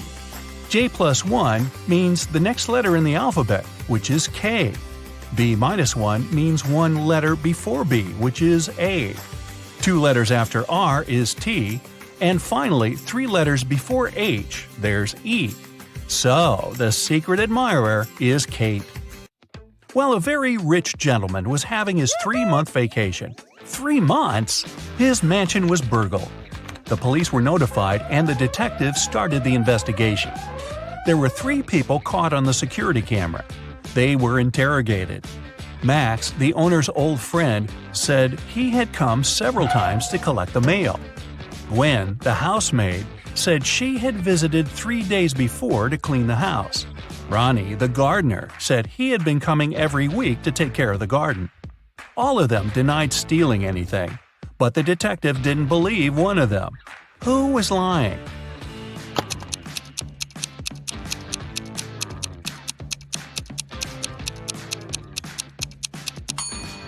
He didn't believe Gwen. She said she'd cleaned the house 3 days before. But look around. There's dust and dark stains everywhere. It doesn't look like it's been cleaned recently, so she must be lying. A long time ago, in Norway, a princess was taken away. She was locked in a small room on a tiny island in the middle of a huge lake.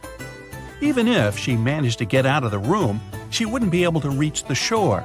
On the island, there were no trees or any tools she could use.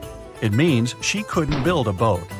And still, half a year later, the princess managed to escape and returned home all by herself. How did she do it?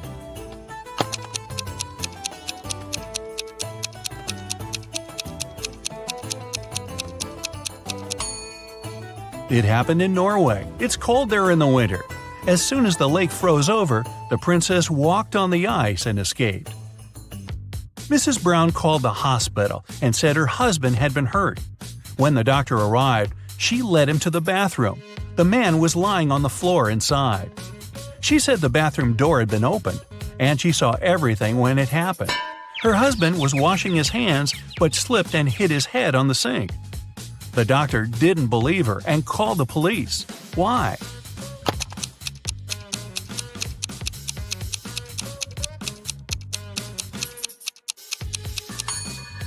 Look at how the man's lying. His head is on the opposite side of the sink. He couldn't have fallen like that. A tired mother of 3 daughters came home late after work. She found the kitchen all messy. It seemed one of her daughters made a sandwich but didn't clean after herself. The mother walked upstairs and found all 3 of them doing their homework. She asked who had made the sandwich, but all the girls, Hannah, Della, and Emily, denied making one. Still, the mother could tell who was lying. Look at the kitchen and the girls carefully. Who do you think is guilty? And how did the mother understand who was lying?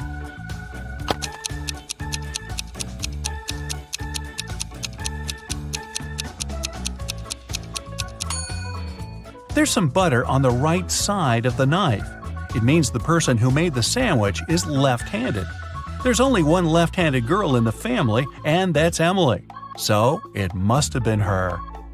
All the money from the city's bank was stolen right in the middle of the day, but no one noticed that.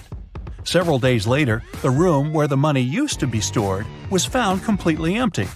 There was just one note saying 7718. The police arrested the three most known criminals in the city, Bill, Mark, and Cole, but the officers didn't know which of them was guilty. They invited a famous detective to crack the mysterious note, and he managed to do it immediately. Can you do it too?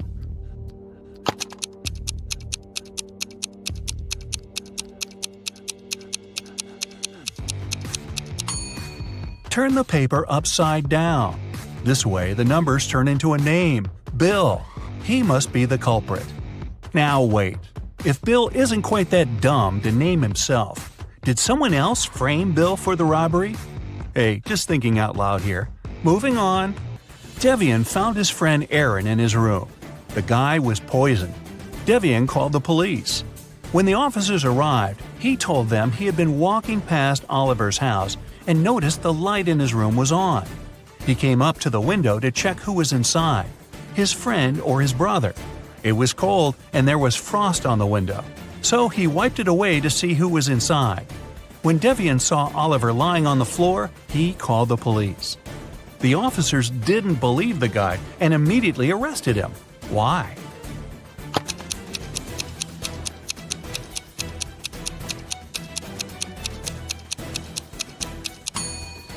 Devian said he'd wiped the frost off the window to see better, but he couldn't possibly do it. Frost forms on the inner surface of the window. Now, let's check how well you know logos. In each pair, you'll have to pick the correct one. What does the Apple logo look like? Try to recall the one on Ted's MacBook.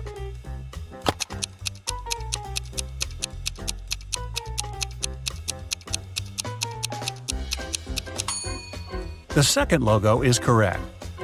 Okay, here's Instagram. Do you remember what its icon looks like?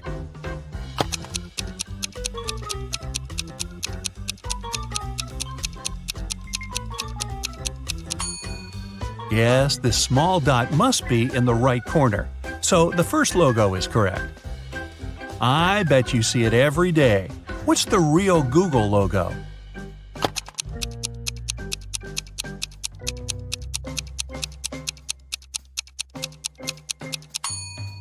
It's the second one. First the red O, then the yellow one.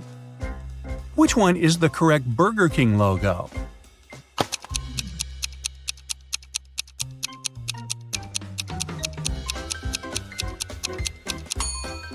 Of course, it's the second one. Now I'm hungry. If you play video games, you must know it. If not, well, try yourself. Which PlayStation logo is correct?